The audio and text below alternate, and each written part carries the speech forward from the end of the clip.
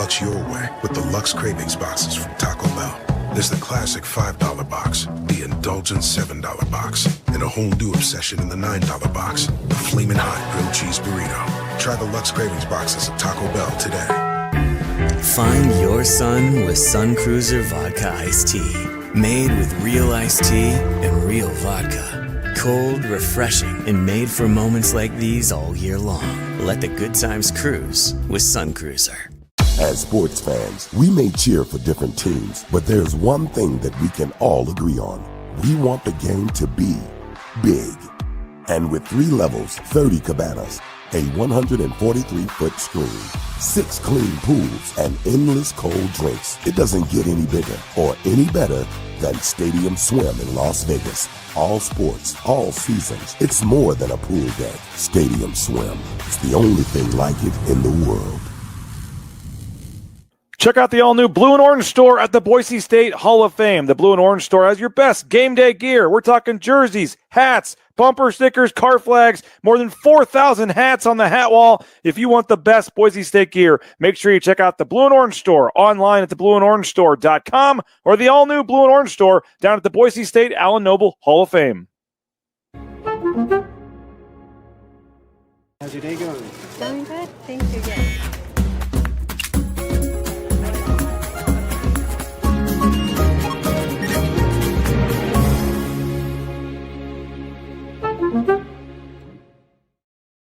When I want Boise State to win, I trust Coach Rice to lead the Broncos to victory. And when I want the best painting and garage floor coating, I trust rowpaint.com to get that job done right.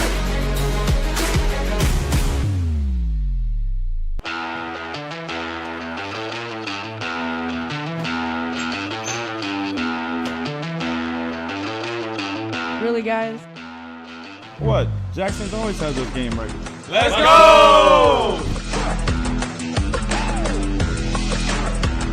Hey Bronco Nation, this is Boise State football wide receiver Ben Ford. I've had to face some setbacks on the field this past season, but toughness isn't about staying down. It's about getting back up. I am proud to represent Lithia Ford of Boise, where you can find the largest selection of Ford trucks that are built tough and, like me, handle the hits and keep pushing forward. Come check out the incredible inventory and competitive pricing at Lithia Ford of Boise. And when you buy here, you're not just getting a truck, you're supporting Boise State athletics and Lithia Ford NIL partnerships. Come see us at Lithia Ford of Boise, where Ford begins in Idaho.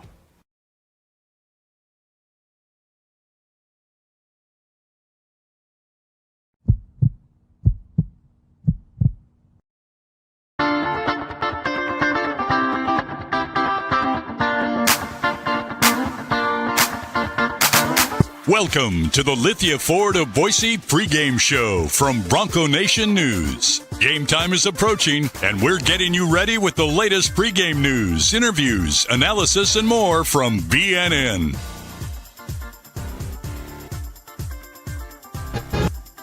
BNN broadcasts come from the Sun Cruiser Studios. Sunny days call for Sun Cruiser Vodka Iced Tea, made with real iced tea and real vodka. It's refreshingly smooth and easy to drink. Crack open a Sun Cruiser and let the good times cruise. Have a pregame score prediction or comment? Let us know in the ICCU YouTube chat or leave us a message on the Signature Roofing voice box at speakpipe.com/BNN.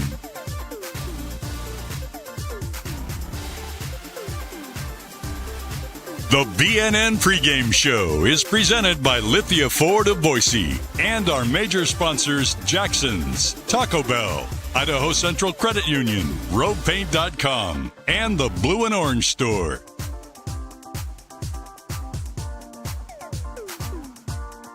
At Lithia Ford of Boise, we're proud to stand with Boise State athletics. Through our NIL marketing partnerships, we're investing in the future of student athletes. Lithia Ford of Boise, here to get you there, wherever that may be. Lithia Ford of Boise, where Ford begins in Idaho. Broadcasting from the Sun Cruiser Studios, here's BJ Rains with the Lithia Ford of Boise pregame show on Bronco Nation News.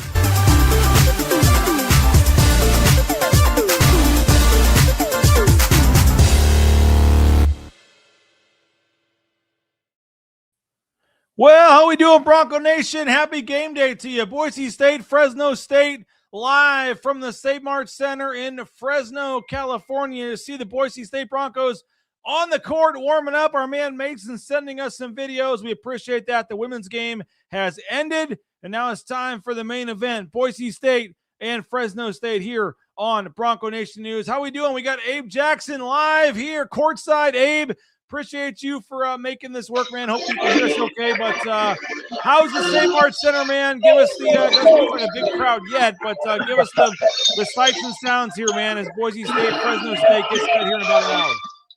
Yeah, well, the women's game just got done.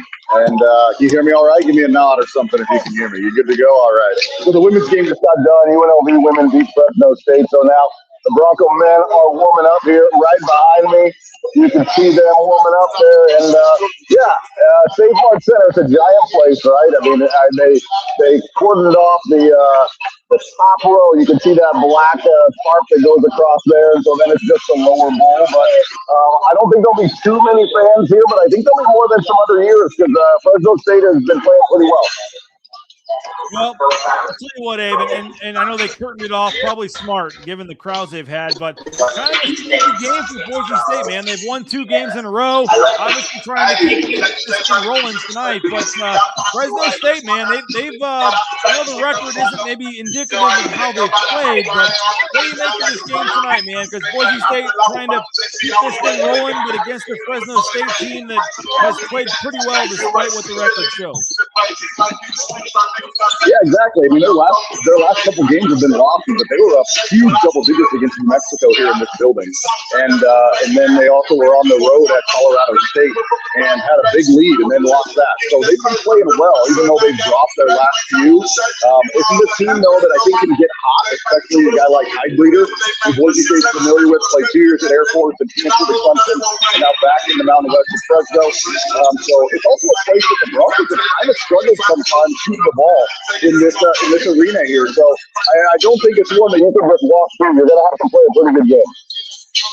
What do you make of Heidbleeder, man? The guy started off at Air Force, went to Clemson, came back. I mean, he's a high-level Mountain West guard, man. That's another one of these guards that Boise State's going to have to, prepare for him.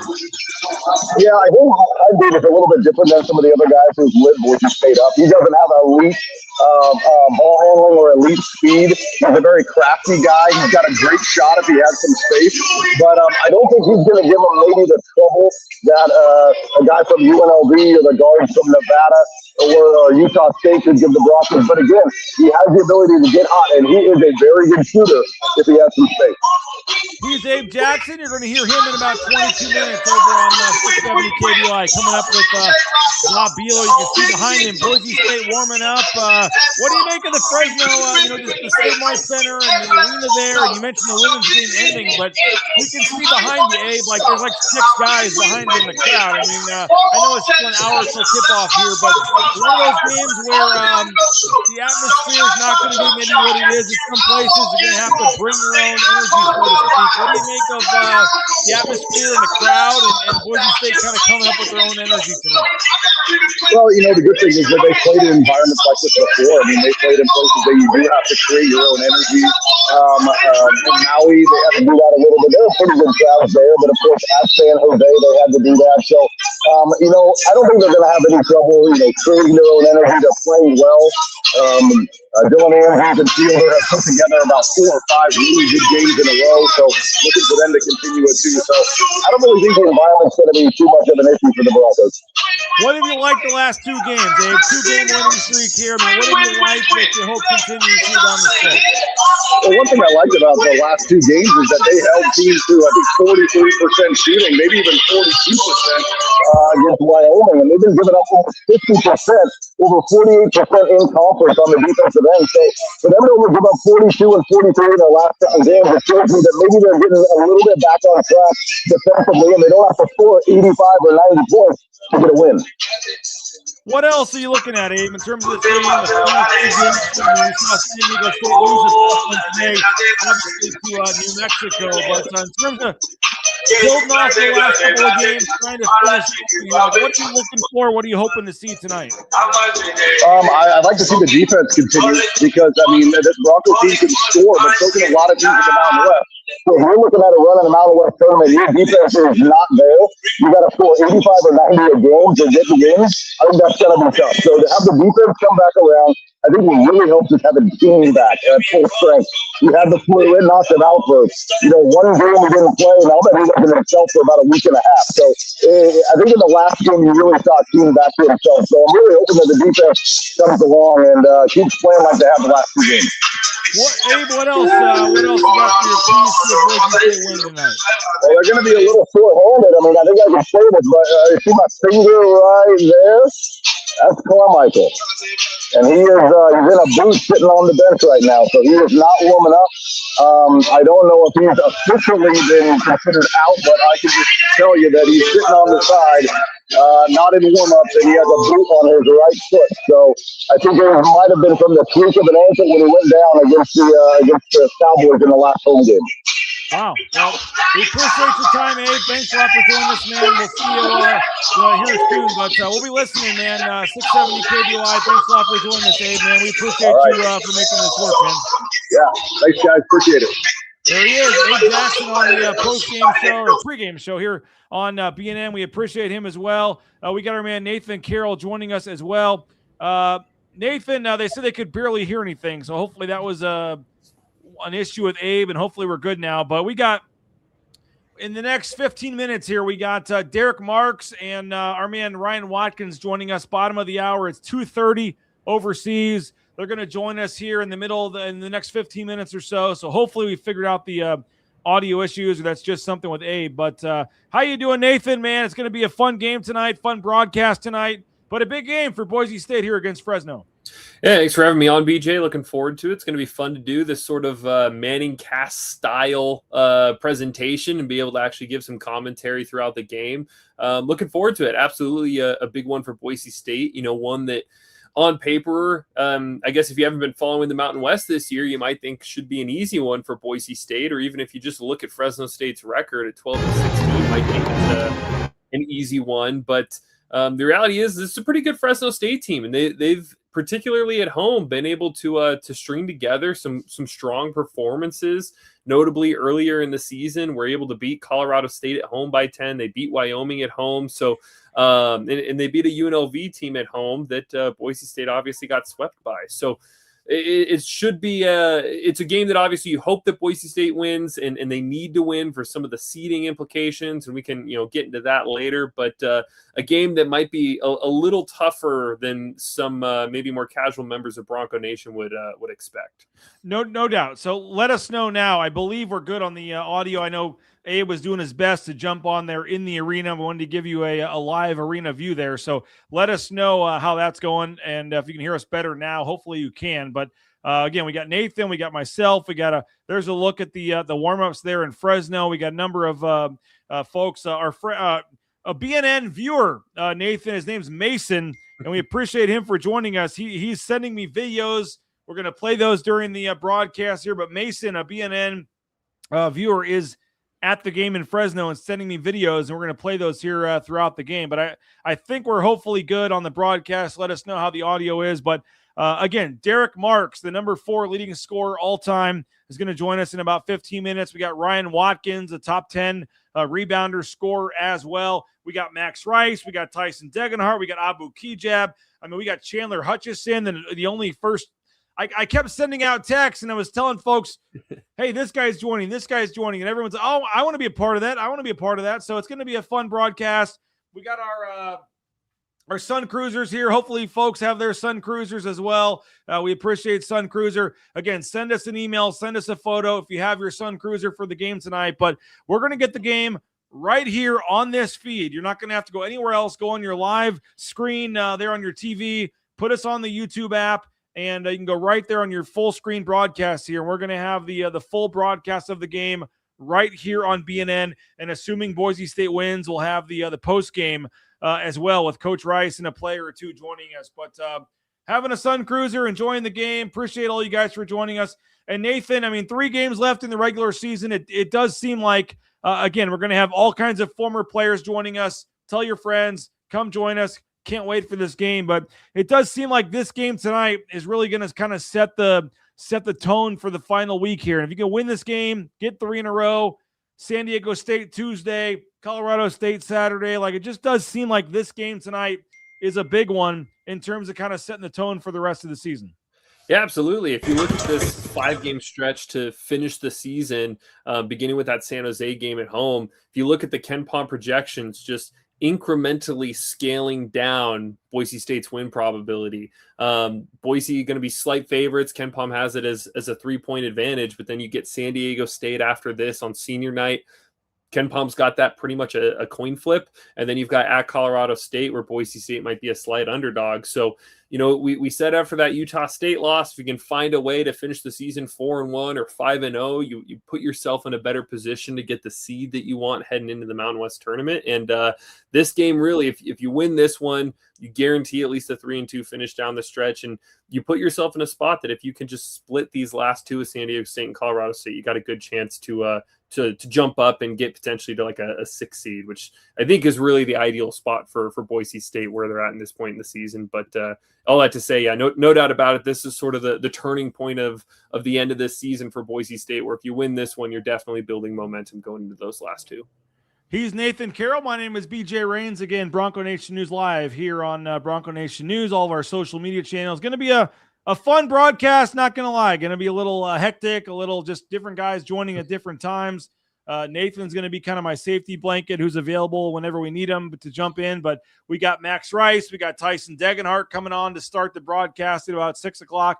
But Derrick Marks and Ryan Watkins coming up here in the next 13 minutes. We got Abu Kigab coming on. And I sent a text message to Chandler Hutcherson. I mean, he's the only first-round pick in Boise State history earlier today, and told him all the names that were coming on. And he's like, oh, I got to be part of that. What do I got to do? How do I join? So he's golfing right now, but we're hoping to get Chandler Hutcherson on as well. And I'll tell you what, Nathan, like this program, like I know people want to look at the 0-10 and look at some of the history of this program, maybe not being where some other programs are, but they've had some great players that have played professionally for a long time.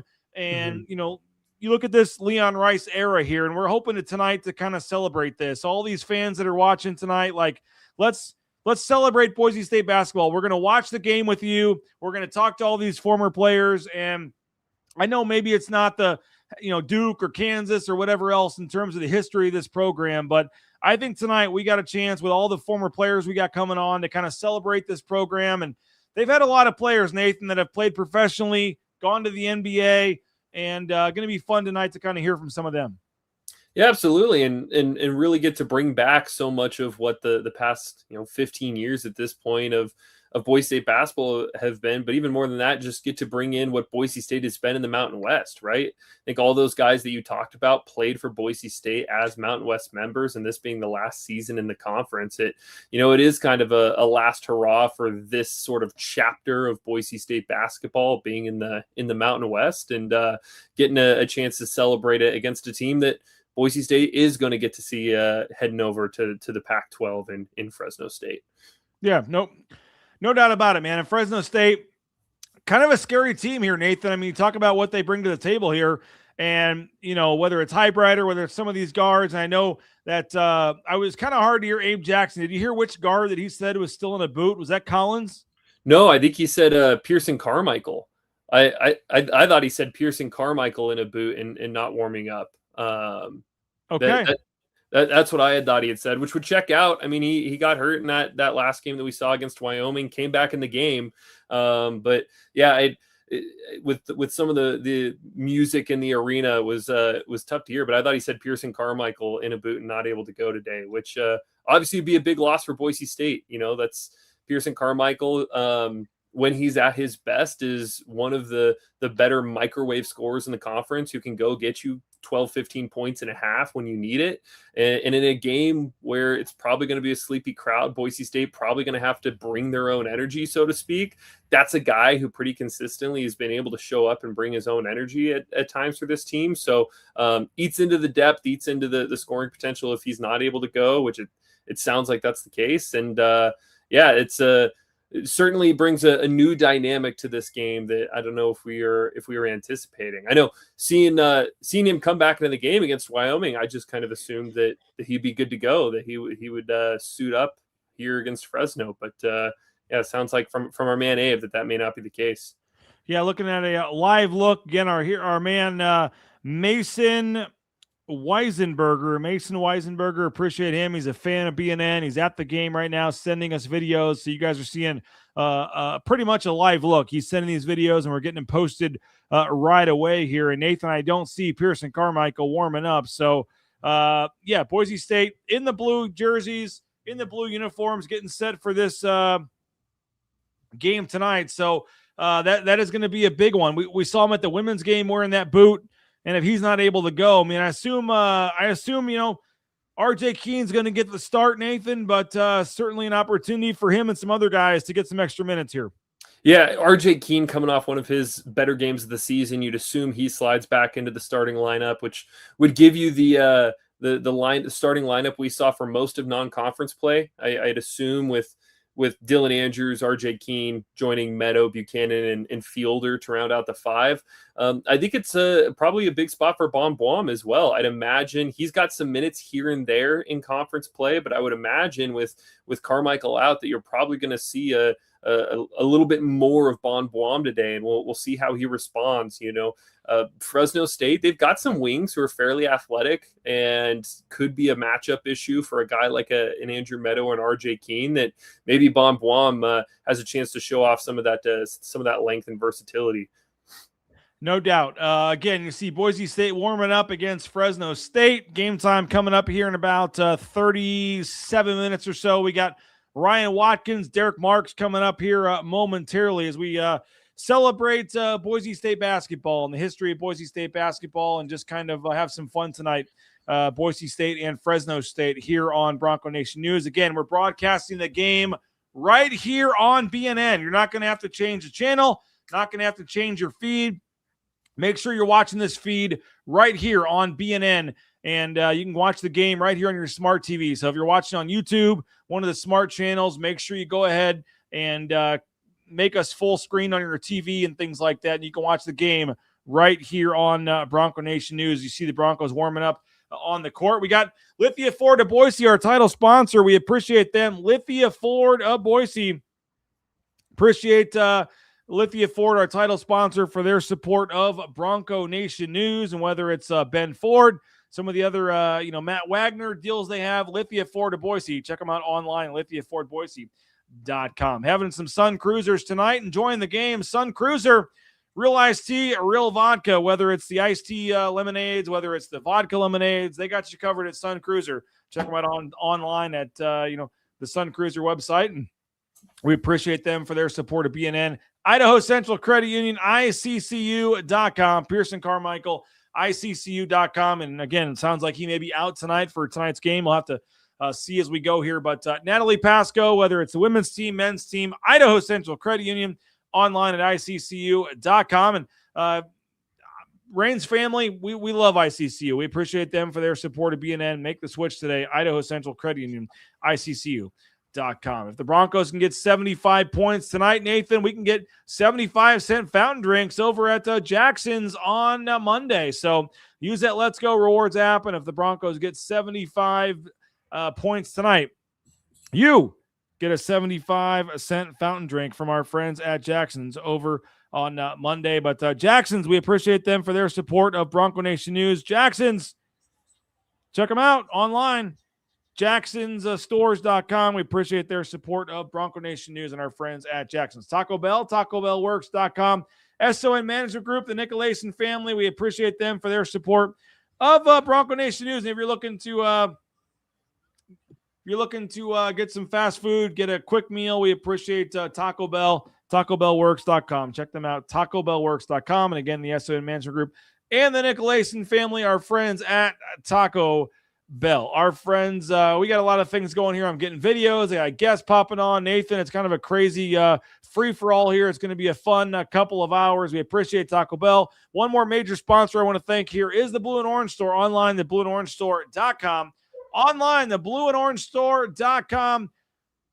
Again, jerseys, hats, bumper stickers, car flags, you name it. The Blue and Orange Store has you covered online, theblueandorangestore.com. Check them out, the Blue and Orange Store, online at theblueandorangestore.com. Whether it's Boise State gear, they got you covered online. All right, we got a live look here, and you can see Boise State warming up.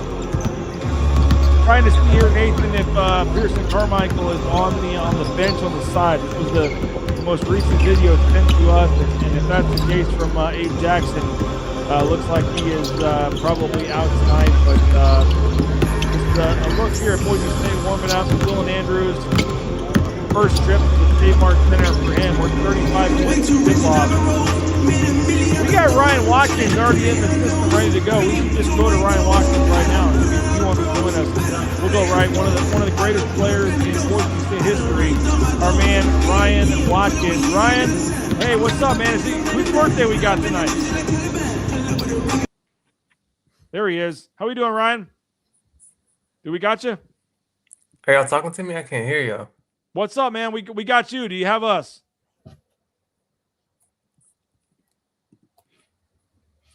All right, Ryan can't hear us. Like we'll come back in here once we can get Ryan here in a few minutes, Nathan. But about a half an hour till tip off here. We got Ryan coming on. We got Derrick Marks coming on soon here as well. But Keene probably heading back into the starting lineup here, it looks like, Nathan.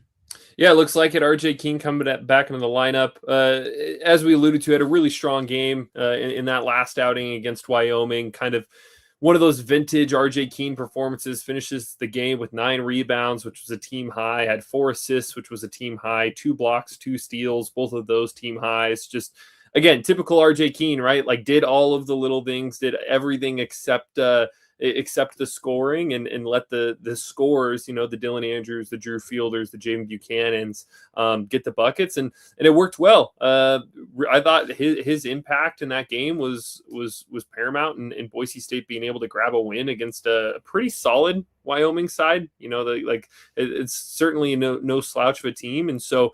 Yeah, Keene coming back into the lineup, I would expect he brings that same defensive intensity and that same rebounding. And if he plays well, and if he plays as well as he did against Wyoming, I think it's not necessarily a 1-for-1 swap with Pearson Carmichael, just because their styles are so different. But I would say it's not necessarily a downgrade if you get that best version of RJ Keene in there. All right, let's see if we can go back to our man Ryan Watkins, one of the greatest players in Boise State history. You got us, man? I got you this time. Can you hear me? How you doing, man? Appreciate you for coming on. Whose birthday we got here in the background? Oh, my son's birthday. He just turned 5. Oh, congrats, man. Let us know, man. Where are you watching from? What time is it right now? I know it's not exactly you're not exactly on Mountain Standard Time here, but you're staying up late for us. What's going on? Yeah. We're in Vlore, Albania right now. It's 1:30. We're just traveling around Europe right now. So just hanging out, really. 1:30 in the morning in Albania. Yep. Man, we appreciate you for joining us. Your man Derrick Marks is going to join us here shortly, man. Folks are excited to hear from you. Ryan Watkins, we appreciate you, man. One of the greatest players in Boise State history. What's it like for you, man, living overseas, watching this program here? I mean, you see him warming up, playing for this game against Fresno coming up. Did you ever play at Fresno? Yeah, we did. We didn't like playing there either. Why is that? The huge arena is always empty. How'd you guys do over there in Fresno, though? I think we did good. I can't really remember, but I don't ever remember going there and losing, really. Maybe one time we lost there, but okay. No, we didn't have any problems there. So tell us, Ryan, man, what it was like, and just being part of one of the first Leon Rice teams and stuff, and 16 years later, Leon Rice is still leading this program, man. What's it like for you and living over there and being overseas and seeing the Boise State program, man? I know you still follow this program. What's it like for you, man, seeing this program all these years after you played and just kind of still trying to stay in touch here? Man, you said 16 years. That's crazy. Feels like not that long ago, but no, it's been great to see how the program has grown. Like it's amazing, really. Even now, like with the NIL stuff, I see the ads you guys are playing, and they have like ICCU, and they're featuring the players. I think that's so cool. And just we need to keep taking steps forward. You know what I mean? I know everybody wants us to win in March. We want to win. I want them to win in March too. But other than that, like the difference between when I first got there and now is incredible. Like it's incredible. Well, let's welcome in the man himself, Derrick Marks. He's joining us right now on Bronco Nation There you News. go. Derrick, man, I can't hear y'all. Can you hear us? Can you hear us? I can't hear y'all now again. Derrick Marks, do you got us, man? You lost me again. Ryan, you got us? I can't. Okay. I can't hear you. Now. Can you hear us, Ryan? Derrick, do you got us? I don't know if it's me or what, man. I might be too old, man. I don't know what's going on. That's what I said. Hey, Ryan, tell us about playing with Derrick Marks, man, while we try to get his audio going here. Derrick, Ryan, I heard you at first talking Derrick about Marks, the 10IL. Oh, you Ryan, did? you got us? Ryan, you good? Ryan, do you got us? I can't hear BJ now either, though. Nothing should have changed. What's up? You got us, Ryan? BJ, I can't hear you. What happened? Nothing should have changed. I don't know. I don't know what happened. Nothing should have changed here. Let's see if we'll remove him. Derrick Marks, you got us, Derrick? Man, I still can't hear you, man. Can you hear me, Derrick? Derrick Marks, can you hear me? Oh, man. All right. Derrick, try to fix your audio here while you can. Nathan, I'm going to try to fix this here while Derrick's trying to figure out his audio here. But I know, Nathan, you're a Boise State grad, man. Tell us about your thoughts on the history of Boise State basketball and getting some of these guys on here to hear from, man. It's pretty cool. Yeah, I mean, that's two of really the building blocks of the modern era of Boise State basketball. Because, right, obviously you've got sort of the Big West days with, Chris Childs and Kobe Carl. But I mean, really, you think of like Ryan Watkins, you think of Derrick Marks, like that is the group who kind of spurned this most recent run under Leon Rice and has had the success that this team has. We talked about they want to win in March, but at the same time, I think Leon Rice has as many, if not more, NCAA tournament appearances than every other coach in Boise State history combined. And I mean, it started, I want to say that 2014 season, if I've got my my numbers right in my head. I might be a year short, 2015, when they go to Dayton and take on Dayton in the first four. Like, those are two of the cornerstones, the guys who really helped build Boise State basketball into what it's become. No doubt. We're trying to connect with Derrick, and I'm not sure maybe he needs to leave and come back or what. We're about 30 minutes or so from tip-off, Boise State and Fresno State. Derrick Marks, Ryan Watkins, and I'll tell you what, I mentioned this, Nathan, earlier as we try to connect them, and I'll help them once you start talking. But, I mean, again, I know everyone wants to focus on the NCAA tournament record, whatever, but, like, there have been a lot of great players that have come here that are still playing pro ball, Nathan. Yeah, I mean, the fact that a guy like Ryan Watkins, whose freshman year was back in 2011, I want to say, like he's still traveling through Europe and hooping. I mean, that's a testament. It's not easy to do. There's a lot of guys who've come through Boise State who, when their time is done, they join the workforce like we do. And even being able to, to go play in Europe, it's tough competition over there. It's high level basketball. And the fact that just so many guys time and time again have been able to come through Boise State and contribute there. I think we figured it out here. Let's see here. We got Ryan. Can you hear me? Yeah, I can hear you. When Derrick can you hear me? It just cut out. Hey, man, I can hear you now, man. What's up? We got there it. We go. We got it. All right. How you guys doing, man? Derrick, you guys both either woke up in the middle of the night here to make this happen, man. We're about to see Boise State take on Fresno State here in about 20 minutes, and I appreciate both you guys for making this happen here in the middle of the night for you guys. But Derrick, what's this like for you, man? You're playing overseas. Tell everybody that's watching, man, Boise State fans, like what are you doing these days? Where are you playing at? Give us the update here, Derrick. I'm in Romania this year. This is year 11 for me. It flew by, which is crazy. But I'm in Romania this year, and my team, we're in the top 4, I believe. So we're just trying to chip away, but It's just good to look back on Boise State basketball and just watch everything that they got going on, and it's good to see that they still got the good culture thing going on, and I'm keeping up as much as I can. But it's always good to look back and see what the culture that we built. All right, Ryan, jump in here as well, man. Tell us about what it's like for you, man, to see your boy Derrick Marks on the screen here, and just to think about Boise State basketball and all the years you guys have had playing professionally since then, and what you got here, Ryan? Nothing. It's crazy. What's good, D Marks? My guy right there.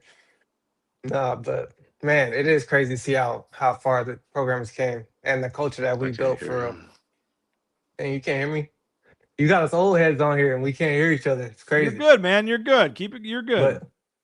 But yeah, I mean, D Mark's 11th year. I played 12 years, so it's just a lot of places, a lot of basketball, but nothing compares to being in college and like spending that time with the guys and being able to build something through 4 years. You know what I mean? And be able to look back on it like there's nothing like that. Nothing like that in the pros for sure. Tell us, guys, about the early years, man. Leon Rice still going 16 years here at Boise State. Like, tell us about the early years, what it was like for you guys, Ryan, and just the early Leon Rice era, and what it was like trying to build a foundation and build a program and everything else. And Derrick, I mean, just the Leon Rice era, being a part of the early years and seeing him still there 16 years later. Tell us what it was like back in the day, man. I'll start with you, Ryan. Man, it was way different back in the day. I mean, my first year, we were in the girls' gymnastics locker room. Like, we didn't have the big locker room yet. We had the small locker room. Jeff Loriaga didn't have a nameplate. He had a sticky note on his locker that said Jeff Loriaga on his locker. So, just the travel was not as nice as it was at the end of my time there. But, man, it was tough in the first year, but it wasn't that tough. I was just happy to be playing Division I basketball, And as things started to grow, it was just like a crazy blessing to be a part of that and get to see it grow and be there when it grew. So, those early years, they were fun, but it got better, definitely. Derrick, tell us about it, man. Derrick, what was it like early on, man? Your career at Boise State, Coach Rice coming in. What are your early memories, Derrick? Well, first, Coach Rice had black hair back in the day, so Coach Rice used to have black hair, but I guess the people that was there, we stressed them out. So no, but it was tough. Like, it was our first year in the Mountain West. That was my freshman year. I think Ryan's first year, they were in the WAC, so I think they probably had a little bit of a different experience than I did. But just coming into the Mountain West, it was, for us, it was tough. Like, we had a high level schedule as far as, UNLV and New Mexico and San Diego and, like those programs. But, it started out tough for us, but I think as time went on and the more experience that we got, like, we started to build on it. And, just like I said before, it's good to look back and see, like, what the program is at his point. So, Ryan, I mean, both of you guys can answer this, but just to see Leon still at Boise State, to see where the program's at, like, we're going to have his son, Max Rice, joining us here in a little bit, and Tyson Degenhart. Like, I mean, it's crazy to think about, but just, I don't know what you guys were thinking when you got to Boise State, but just to think about, a decade plus later where the program's at and where this team is at. Like, what do you guys think about your careers in Boise State, and how much has Boise State kind of meant to you guys in terms of your careers and thinking about, where you're playing at professionally every year and always knowing that, Boise State was a big part of your guys' career here. Ryan, what do you make of what you've done out there and Boise State being a big part of it?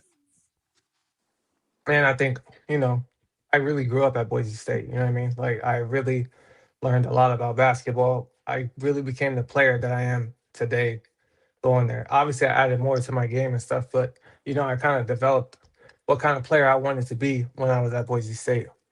And, like, it's just the work ethic that, they instilled in us in the program, like, has followed me throughout my pro career. And just being able to do the little things, that's why we both had such long careers. It's not easy to have a long career overseas. It's really hard. But, I think that culture that we have from Boise State has followed us throughout and that enabled us to have long careers. Now it's like 3 a.m. You guys literally stayed up or woke up or whatever. Like it's the middle of the night right now. So like we really appreciate you guys for doing this, and I hope folks can realize like it's the middle of the night in Romania, Albania, where you guys are at. Like Derrick, like what for you, man? Like what when I say your Boise State career, like what games, what memories? Like we know your big game against Idaho you made all the free throws. Like I mean, what for you, Derrick? Like when I just talk about your Boise State career, like what memories, thoughts come to mind? Like some games, individual games, team games. Like, give us some stories here, Derrick. Like, what do you guys remember about your time at Boise State? Creighton, you better talk about that Creighton game. Okay, yeah, I was gonna say Creighton. Yeah, I was gonna say Creighton is. I think Creighton was like my coming out party game. Like I felt like that was my first big game in my college career, and like I think like when I came in as a freshman, I was a little bit, I didn't know how to play with pace. Like, like people would take charges at like half court on me. So but no, but like I would think like, but the one that sticks out is I mean, individually at least, like I would say probably Colorado State when I was a sophomore. I think that was one that sticks out the most. And then like just team wise, like just making the NCAA tournament 2 times, like just getting a hell large bid those 2 times. Those definitely stuck out because I don't know if Boise did that before us. I don't know. Correct me if I'm wrong. I don't know. But like just to get that at large bid and just to come back again the next year and continue to build on that. And then when I was a senior, like we even got another at large bid. So like for me, like that was just big, and like I just carried that on into my pro career, and it's helped me a lot. Like I feel like Boise just prepared me a lot, just as far as like my work ethic and just how to go about my business every day, and just to be like the person I need to be off the court as well. Now, Derrick, there's a lot of comments in here. Did you get fouled, man? That game against Dayton when you had to play in Dayton. A lot of people say that was kind of, BS, so to speak. You guys had to play in Dayton against Dayton. The last second shot there, man. Take us through that. What are your thoughts on possibly getting fouled there at the end of the game? I mean, like, because I watched that game a billion times at this point, and like I think that like I shouldn't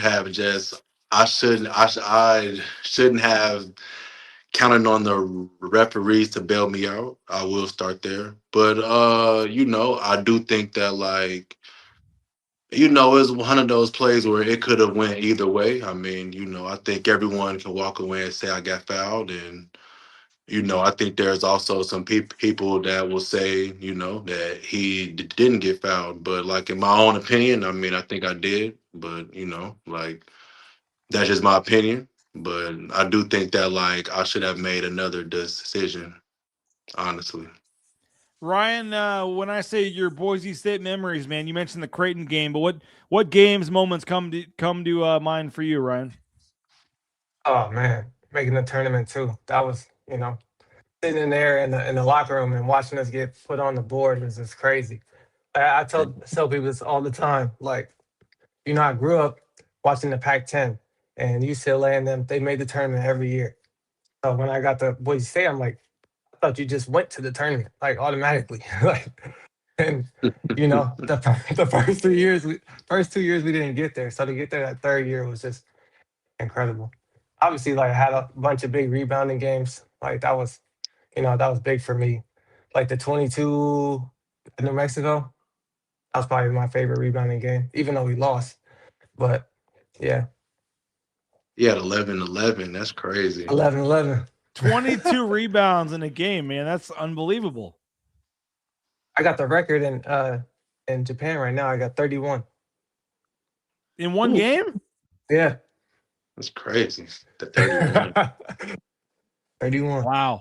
Is this your birthday today, Ryan? No, it's my son's birthday like 2 days ago. Oh, people are saying happy birthday, Ryan. All right. All right. Wait, how old is he now? 5. Dang, he's 5 already? Dang. Yeah, he's 5, man. 5. And I got a 1-year-old, 1.5-year-old too. He's bad. Super bad. Now we're about 15 minutes here from Boise State, Fresno. Did you guys ever play in Fresno? Yeah. Yeah. You played there every year, right? Yeah, you played there every year. Yeah, every time. Every year. Any games that stand out or any thoughts about playing there at Fresno State? Nah, not Fresno, really, I don't think, right? No. Yeah. Nah. It was just empty, and it was always a weird trip. Yeah, Fresno was one of them teams where like they either blew us out or we blew them out. Like Yeah, exactly. Yeah. What was it like? You guys were in the early Leon Rice era. Like, what was it like? Just tell us about those days and like Leon trying to build this. And I'm not sure if like you guys thought he'd still be here 16 years later or not. But like for fans watching this, and we got great viewership and folks are loving it. There's all kinds of comments and stuff. But what's Little Watkins recruiting offer look like? I don't know what, but like what was it like those early years? Like just with Leon and trying to build this, and did you like? Was there ever like Leon said at one point he remembered a game against somebody where he's like, we're never going to win a game in this conference. Like it's just too hard. Like what do you guys remember just about the early games, the early years, and just trying to establish Boise State basketball here? Any stories or thoughts about the early days here, Ryan or Derrick? Oh, go ahead. Go. All right, go ahead. All right, I'll go. So like when I came in as a freshman, I know we started out like 0 and I don't know, like 8, something like that. But then like in the second half of conference, like it was almost, I won't say teams didn't want to play against us, but like they knew that like it wasn't going to be a blowout. Like every game, like we were in it at the end. And like even like when we played, I think San Diego State in the conference tournament, like they had to make a game winner on us. And like, like most of the games like that came down, like maybe the last like 5 games of conference, like they were all like that. So like, like we didn't have experience, but like we had the toughness just from like, Coach Rice, Woj, all those coaches. And like, I mean, it is good to see Coach Rice still at Boise after all this time. I think like he's done a good job of just building up the program like all over this time. And I think that he has a good thing going, and we all looking to see what more he can do. What do you think, Ryan? What about your early days there?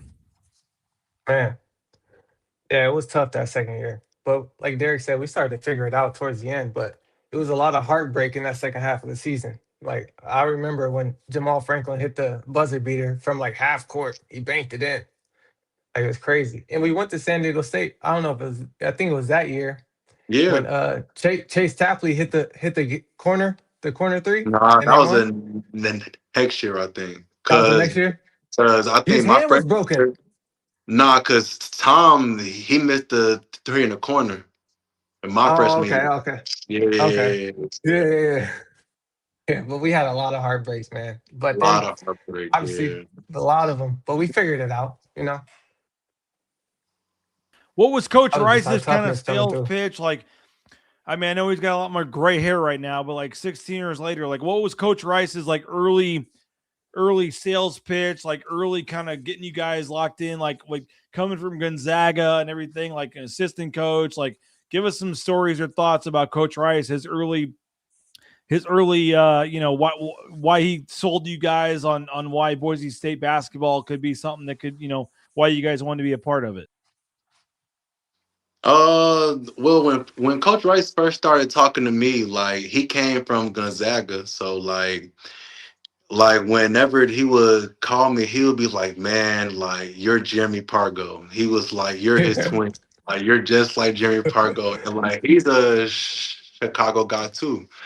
So I'll be like, "Man, like he's so good." Like I'll be like, "All right," like I was kind of buying into it, and then like Coach Rice just kept like giving me that confidence, and he was just telling me like like we're going to the Mountain West next year, and he was telling me about how respected like the conference was starting to be, and it just started to look like more and more of like the right choice. So I mean, and then like I think I forget how many freshmen we had. I think we had like 7 freshmen, 8 freshmen, something like Yeah, that. we had a lot. So like I was like, like, and then on top of that, like because I think my freshman year, I didn't start out too fast. Like I started out kind of slow. So like I'm not gonna say I had the chance to start and play a lot, but like I had the chance. Like so like that was always like something that I looked for when I was choosing the school. So and then Coach Rice, he just, like he just kept on uh telling me the right things to basically just be the player that I could be at Boise. Like, and some of the things that he told me up until till this day, like I think about and I carry with me. What about for you, Ryan? That's crazy. Man, for me, it was a little bit different because, I signed super late and my recruiting didn't pick up until like that summer after I graduated high school, like that year and then that summer. But, I talked to Woj mostly and he just told me like, that I was going to play at least a little bit my freshman year. And that was it for me. My recruiting didn't really pick up until that end of the summer. And I had a couple offers, but I really wanted to go to Boise State because they were going to the Mountain West. And, they seemed like they believed in me, even though Coach Rice crossed me off the list when he came to see me in the summer. He crossed me off the list, like, nope, we don't want him. But it all worked out in the end.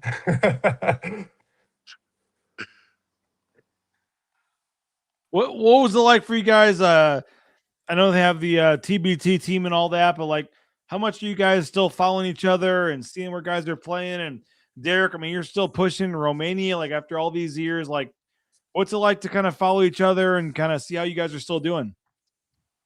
Nah, I mean it's cool, man. Cause like I think just like Ryan said, we grew up at Boise, so like like it's good to look at Ryan and see he's playing, and me and Tom are still in the same. Like me and Tom are in the same country. Like he's in Romania too, and just to see like Justinian and James and Habu and Tyson and Max and everyone that came after us too. Like they're still playing too. So like I mean I keep up with all of them for the most part, and like social media helps. It makes it easier to keep in touch with everybody and you keep up with what everybody's doing. So like I love to see it.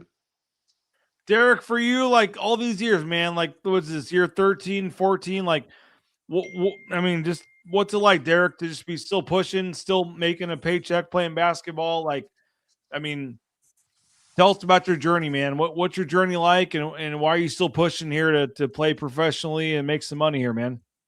I mean, this is year 11 for me, so it's been a journey. It's been a journey. It's been ups and downs. It's been more ups than downs, but that's just part of the journey. And um, I've been to 4 countries. I've been to Italy, Germany, Romania, Turkey, and Bulgaria. So 5, and I also had a stint in the G League as well. So. I've had I've like basketball has taken me a lot of places, and to be doing it at year 11, and I don't have any injuries, and and I'm still in my prime. So I mean, I feel like I have. I don't know how many more years, but I feel like I have a good handful of years to play, and it just feels good to be able to be still playing this, to still be playing this game for a check, and still be viewed as someone that's still a very good player even after all these years. Now I know Ryan, you've played in China and all these other places. Like, what's it like for you, Ryan? Tell us about your career and just where you're at right now, and for fans that are curious, kind of where you're at in your basketball career. Man, like Demar said, it's been a journey. When you looked off into into space and you said it's been a journey, I know exactly how you feel, because like if you play overseas, like you know that look. Right. Man, it is a grind, but it's a blessing at the same time. Like we got to play a game for a living, and I got to take my family all over the world. My youngest son was born in Japan, like crazy. He's born in Tokyo, So, but yeah, the early years were tough, really tough. But they got they got better. When I got to Asia, that was way better than Europe, I think, for me. But yeah, the Asia's different. But right now I haven't got any offers that I wanted. And I'm at the point like in my life and my career where I'm just not gonna take anything. Like if it doesn't make sense for me and my family. So like right now we're just chilling basically. We'll travel around Europe. I was talking to Thomas the other day, and we're gonna come out to Romania and see y'all play. Oh yeah. But yeah. But yeah, Wow. we just hanging out. We just hanging out right now, and trying to keep this overseas lifestyle. You know what I mean? And just enjoying it. Now, folks are asking in the chat here, who would win in one-on-one, D. Marks versus Watkins?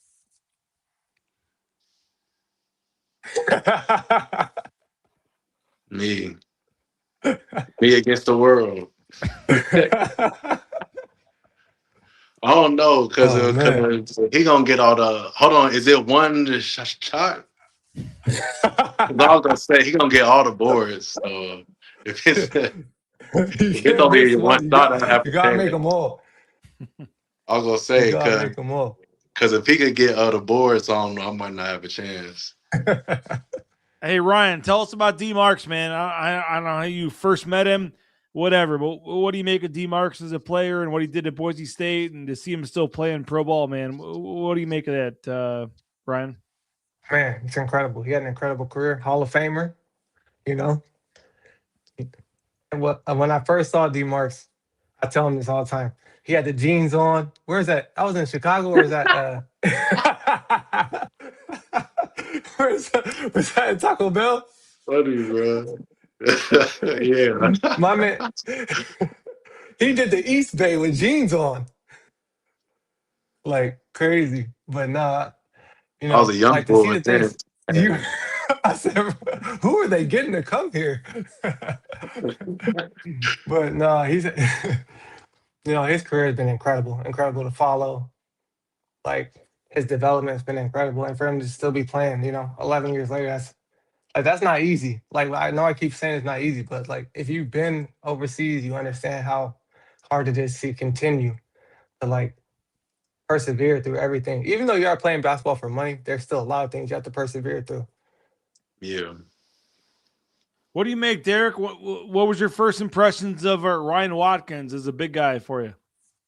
Man, like the first time, because I don't know how much we talked when I came to visit Boise. I don't remember, but like I know when I came in the summertime, like the coaches was on him like crazy, like, and I was like, man, like why is they all on Ryan?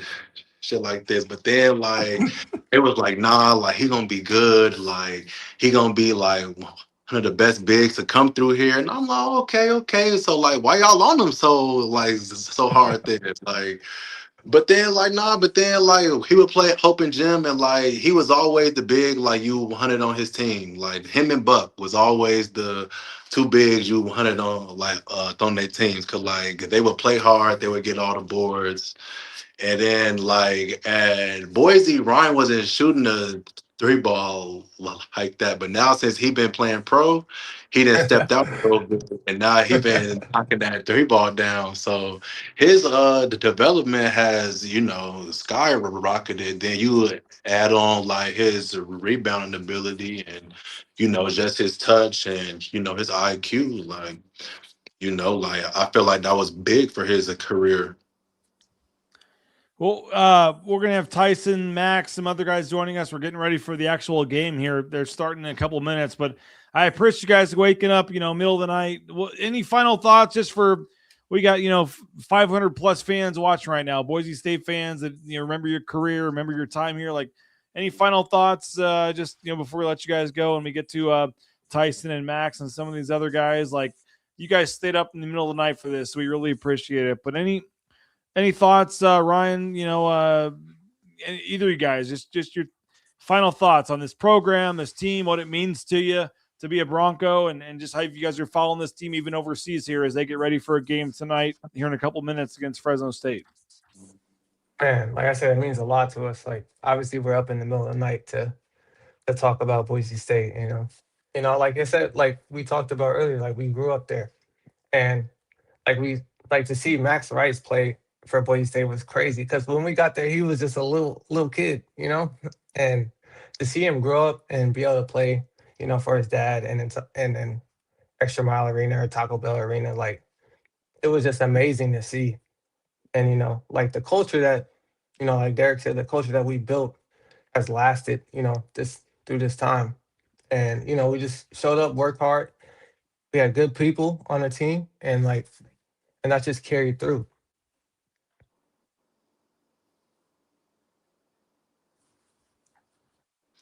Nah, then I think he hit it on the head as far as just everything else. I mean, I think that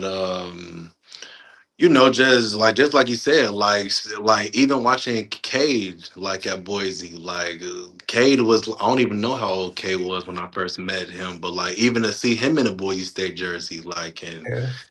it's just been crazy to like when you look back and you look at Boise State and from what it started at from where we were there, or even before then when like Teasy and Reggie and Bausch, when they were there, to what it is now, and it's just it makes me feel good to know that I'm a Boise State Bronco, and I'm always willing to do stuff like this just because I know the program that groomed me, and so I'm always willing to, come by and check in on everybody, and just show my appreciation and all of that. So I just appreciate the fans that's stuck with us from the start and up until now. So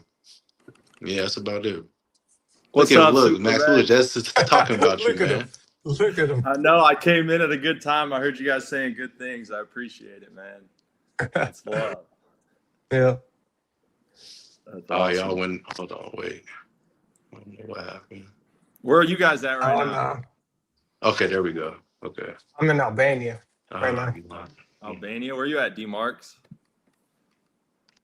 Here in Romania. I think it's we old now, right? We can't work the cameras. Yeah, he was crazy a little bit, but yeah. Where you at right now? Perth, Australia. So nice. Yeah, I don't know how good my connection will be. It's like the farthest place from anything in the world, but right. Yeah, we got the game starting. I see that. Where's BJ at? Is it just us just talking about the game? I'm here, but no one wants to hear from me. They want to hear from you guys. So, there he is. Hey, where's Derrick at? Derrick, appreciate you guys. Derrick, appreciate you guys for joining us, man. Great times. We're going to have Max and Tyson take over, but appreciate you guys, man. The game's getting ready to start, and appreciate you guys. And it's pretty cool, man. Boise State basketball has got a nice tradition here, and seeing it going. And you guys can get some sleep, and we'll let these other guys take over, man. Thank you for joining us. Hey, Derrick, any final thoughts from Max here? Or, any guys got some thoughts from Max? Nah, man. I've been looking at you out there in Australia, and I'm happy to see the growth, man. I'm really, really happy to see it, man. Hey, keep it up, bro. I appreciate it. I love what I see. I love what I see. Yep. Well, I need thanks, Derrick, man. Get some sleep. Thanks, Ryan. Appreciate you guys, man. We'll talk to you guys soon. Yep. All right. Thank you for having us. All right, here we go. We got the game is underway now. We got Boise State. We got Fresno State live, and we got our man Max Rice. We got Tyson Degenhart joining us as well on the side. Tyson, how we doing, man? It's good. It's good to be on here. I'm glad to be a part of this. I think it's really cool to get some alums on here and getting to be part of the BNN-Cast of this game. So hoping for a nice Boise State win tonight. That's for sure. All right. So hopefully you guys can see the game here. I'll try to get it. You can, I think the bottom right corner, you might have the option to make this full screen here, but we got Max Rice joining us from Max. Tell us, where are you watching from? What time is it here? Is Boise State 0-0 early in the second half. We're going to get into the stories about playing at Fresno and all that. But Max, what's your situation here? Yep, I just woke up in Perth, Australia. Beautiful morning. About to crack a cold one with Daggy. Hopefully, commentate this game. I'm hoping it's a good first half at least, because I get emotional if the Broncos aren't playing well. So you can kick me off at halftime if we're losing. But yeah, excited to kind of see what their game plan is here. I know a lot of the times we went to Fresno, we just try to out-grind them because they're really known for just that slow grinding mentality. There's a good shot. Who was that? DA. But yeah, so I'm excited to watch this with Daggy and kind of get his takes on the game. I know he probably knows every player on both teams, even though he's already gone. I got my stats up on my iPad next to me, so I'm not as tapped in with Mountain West basketball as I was when I was at Boise State, but I still try to watch the games when I can. It's hard in Canada. They don't have YouTube TV, so really the only games I can watch are the ones on the Mountain West network. I could get a VPN, but I just choose not to. You could log into mine, buddy, if you want. It's okay. I think I'm good for the time being. Tyson, you had a game earlier today. How'd it go today? We ended up losing. We played the 1 seed Greensboro in the East. We kind of dug ourselves in a hole in the second quarter, and we played hard, but we just didn't have enough time to get it done. And we really got killed on the glass today. I think they had 21 offensive rebounds, so it was a tough game. They're a great team, obviously, top team in the East, but we have another shot at them tomorrow. So going to get a good night of sleep after this and be ready to go for tomorrow. Max, tell us about the you guys have some history in Fresno, man. That game a couple of years ago, that was the 14th straight win. Max, what are your memories when you think about playing at the Save Martin Center in Fresno? Well, first of all, I'm not really sure what I'm watching right now. I think that's 3 turnovers in a row. So hopefully these teams can dial in. But yeah, I remember we played. They had some really good players back then. Orlando Robinson comes to mind. He had a little stint in the NBA for the Heat, I think. He's on a 2-way with Orlando right now. Yeah, so they've had some good teams. I see they got Highbreeder somehow. He's still in college. I have no idea how. We played him 4 or 5 years ago, Daggy, I feel like. Yeah, when he was back at Air Force. Then we played him at Clemson. I guess he watched us play. And then now I guess he's still in college, which is crazy. It's got to be his last year, I would think, right? Yeah, it has to be. Yeah, we've had some good battles with them. They're always, I feel like, pretty similar year in and year out. They try to grind you. Get to the end of the possession. I mean, as you can see, we're almost 3 minutes in with no points. This is not very exciting yet, but it'd be a good win though. I've looked at their last 5 games. They kind of battle everyone, but they just don't win that much. I feel like, what are they, 12-16? 6-11 in the Mountain West. That's not terrible, but we need some. Max, tell us about where you're at. If folks are watching, they're wondering, like, what's your update for you in terms of your career here and how your basketball future here. Yeah, so I had my first year last year for the same team in Perth. Had a good season, around like 17 a game, I think, which is decent in this league. But I think this year I'm going to be up in the 20s is my goal. But I'm also trying to build a Boise State super team. So right now we're going to try to get Najee. I know you remember Najee. You got Bing. Yeah, we got Bing Wong. Hey, we scored. There we go. Good take, JB. Let's go. I don't know if you remember Bing, BJ, but he's our point guard this year. I just saw him the other day. Yeah, for sure. Yeah, Bing Mello. He's a good point guard. And then we're going to get Riley. Remember Riley Abercrombie? Of course. We're going to try to pick him up too on a 10-day contract and see what happens there and just kind of shuffle. I'm trying to play GM here, so just bring in some of my buddies. Good extra. Andrew Meadow for 3 there. That's good. There we go. There you go. Tyson, what's it like for you, man? You had the game earlier today. I mean, like the all-time leading scorer. Like, what's it like for you, Tyson, just to be trying to, you were so blood, sweat, and tears for this program, and now to be playing your professional career and still trying to follow some of these guys. What's it like for you? It's been a dream come true. I try to remind myself each day that playing professional basketball is something I dreamed about when I was a kid. So, not every game is going to be great. I've had some duds of games, but that's just the way it goes. And I've tried to really just immerse myself and this as a learning experience. Great shot, JB. Good ball movement there. Yeah. But just try to, enjoy it as much as I can. It obviously sucks losing today. But the thing about pro basketball, especially in the G League, is you play a lot more games than you do in college. This was, I think, game 40 for us already, and we're just getting to March. So a lot more games, which is a lot of fun. And I get to travel to some different places I've never been and get to see some cool cities. So it's honestly just been awesome.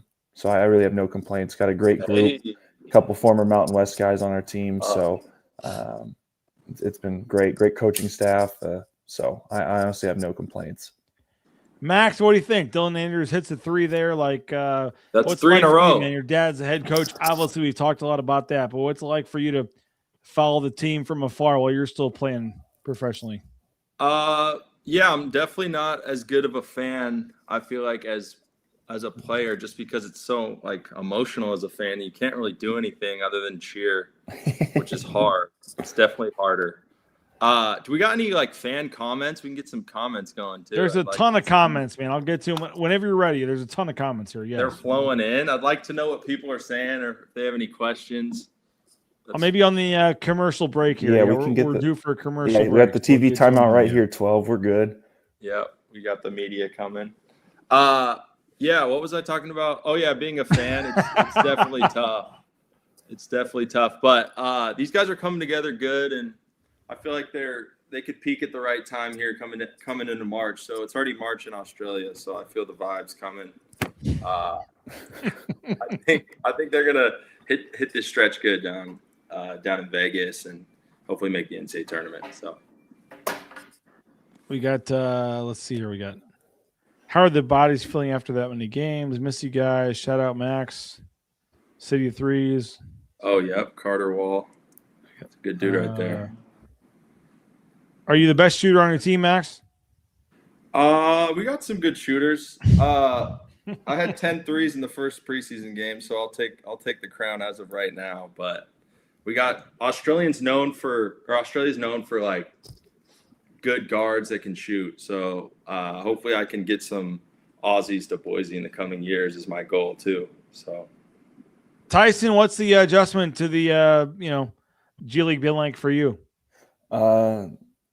It's kind of like every jump in basketball. You you go up a level, it gets faster, guys get better, more athletic, better shooters. So it's been an adjustment, but I think the main thing is you just have to have the utmost confidence in yourself and confidence in the work that you put in over the summer. And when you have like the trust of your coaches and your teammates, it makes all the difference in the world. So I'm very fortunate to be in this position with a great group of teammates and coaches that have trusted me to go out there and be the best version of myself. Somebody said, ask Deggy if he's played Bronny. We have not. So the G League, you only play 50 games throughout the season, and the NBA is 82, and you only make one like cross country road trip. So our cross country road trip is Portland and Salt Lake, which for me, being from Spokane and going to school in Boise is great because those are very, very close in proximity. And so those are coming up in like third week of March. So it's coming up pretty soon. So it'll be nice to get back on Mountain Time Zone for a little bit. What's it been like for you, Tyson, just trying to follow this team and see where they're at? And it's been up and down here, but I mean, it's got to be interesting for you. You're playing for your pro career, but first year obviously away from the program and still trying to, root for this team and see where they're at. I try to watch when I can, especially when we're in the States and, it's on YouTube TV. I'll try to watch at least a half, just kind of depending on what time zone we're in. If it's one of those 9 p.m. Mountain Time games and I'm in the Eastern Time Zone, I'm probably not going to watch. So I try to follow. I box score watch. I try to, keep up to date on who played well and just kind of see who's playing good in the Mountain West and just try to keep up in that way. I text with the coaches every once in a while, but I don't want to try to, bombard them with a bunch of stuff I see. Sometimes I think, you just try to be a fan a little bit and just watch the game and just enjoy it for what it is and watch Boise State basketball. And it's definitely as 12 said, it's an adjustment to become a fan because you have no control over this game. Like I'm just here watching, commentating, and they're out there doing all the work. So it's nice in that way, but it's also one of those things that you miss putting on the blue and orange jerseys. Max, what do you make here, man? It's 11-8. It's 12:50 to go in the first half here. There's a nice bucket there, 14-8. But what do you make, Max? Andrew Meadow, like you actually have the unique, relationship with your dad being the head coach. What do you make of being over there in Australia and still following the team and obviously being very close to your dad? Yeah, it's interesting moving from college, it's more of like a grind on offense, like a slow, especially at Boise, the way we play, kind of like a slow offense. And then when you play pro, it's just up and down. And you really got to be in better shape, honestly, even to play at the next level, just because of how many more possessions there are per game and that kind of thing. Especially in Durye's offense, you don't want to shoot first side or any of that kind of stuff, or else potentially could be getting in trouble. Or that's a good look. But rebound, Dom. Yeah, I like their team this year. I think they got a lot of good pieces. I see they got the freshman out there now. Haven't seen much of him, but Leon said a lot of good things about him, and we'll see how he plays on the road here. But that's always here we go. Oh, that pass was there. He's a for sure lob threat. What do you guys have in terms of memories from playing at Fresno State? It was always probably one of the hardest places to play in the sense that the arena is so big and there's just not that many people there. I was looking at the crowd right now and it looks a little more packed than it normally is, which is good to see. Good shot, Bun. The freshman. There we go. Wow, Blum. Wow. There we go. But they always were like hard teams to play against because they always challenged you. They always made you grind. It was never one of those games or one of those teams that you could go in and win by 30. You're never going to get that with Fresno, especially at home. They always played you tough at home, and that's a credit to their coaching staff. And they had a good group of talent, it seems. And and they got casinos there, so you always got to battle the demons the night before. Like, should I go? Am I gonna lock in? And one year, I'm like, all right, like me and Cam Martin were really thinking about it. We're like, nah, let's not. Like, it'll be better juju if we don't. And then we didn't, and we won by one. So I feel like kind of killing those demons was huge that year. There you go. Dom Perlin hitting 3. Yeah. So just kind of like getting those distractions out of your head.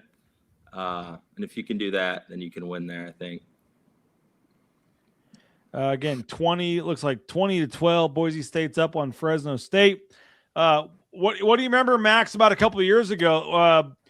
The famous Marcus Shaver out of bounds play, and that was your 14th win in a row or something. What do you remember about that? Oh yeah, actually, I forgot about that one. I'm pretty sure we were down pretty big, maybe in that game. That was a long time ago. Well, I think we were down 3, and there was a ball that originally, like they said, it was deflected with 3 seconds left, and they said it was Fresno ball. Went to the monitor. It was actually our ball, and then we drew up the play. They left Shave open somehow, and the rest is history. And we ended up winning that game and 14 in a row. And it was a heck of a win. That was Orlando Robinson was a tough matchup, that's for sure. And they had Didn't you take like 4 charges that game? That could have been it. Yeah, it could have been. I don't remember exactly. Crazy. But he had like 5 fouls that game and like 4 more charges that you took or something, right? Hey, I got to do whatever the team needs for me to win games. So if it's do that, I was more than willing to do that. Max, what do you remember about playing at Fresno and maybe that year where you guys had the big play there with the out of bounds? I don't remember much, to be honest. Not as much as you, BJ. You have a way better memory than me.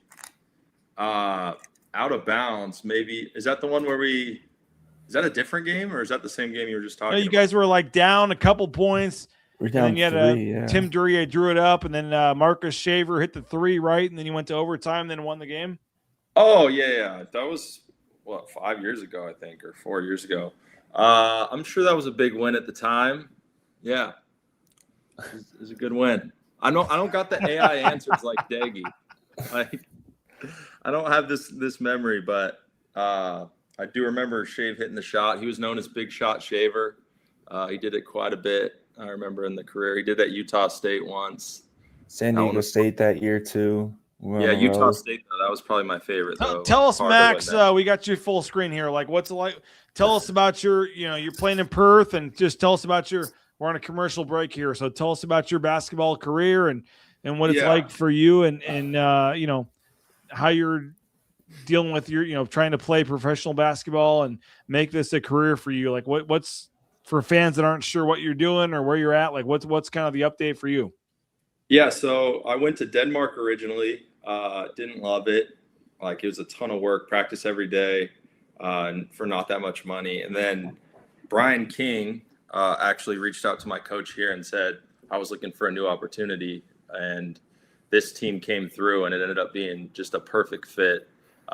It's a great style of basketball. You only have to practice 2 to 3 times a week, which is right up my alley. Don't gotta destroy the body.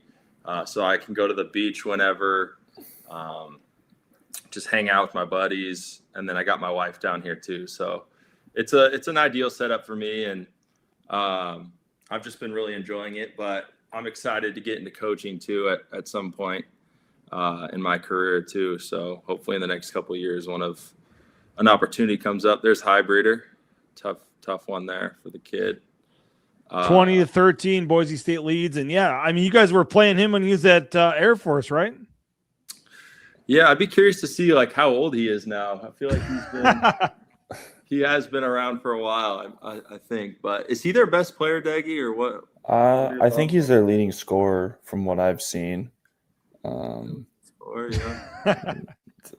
That's about all I got. I'm not super tapped into Mountain West basketball this year. Not tapped in.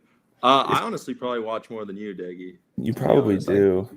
Bun. That's a foul. Can't be doing what was that, it like though. playing at the Samar Center? There, not much of a crowd, right? It looks like there's a lot more people there than there has been in past years.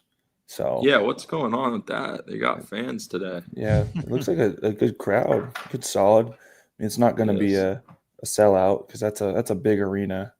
Yeah, it is. Are they? They're not going to the Pac-12, are they? They're staying. No, yes, they are.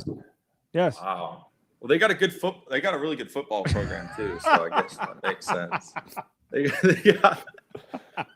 got a good basketball and football, and I'm assuming other sports too. But that's a good addition. They have some good like alums from both football and basketball. You talk about like Paul George, and then and football, it's Derek Carr and Devontae Adams, and then baseball, it's Aaron Judge. So they got some good alum, that's for sure. That's ball knowledge. Deggy, kind of talk me through a possession here. Let's see. Kind of tell the fans like what we're running, or if you remember any of these plays from last year. Some of the plays definitely look different, but there's definitely some of the same. I think Dury tries to figure out what works with each team.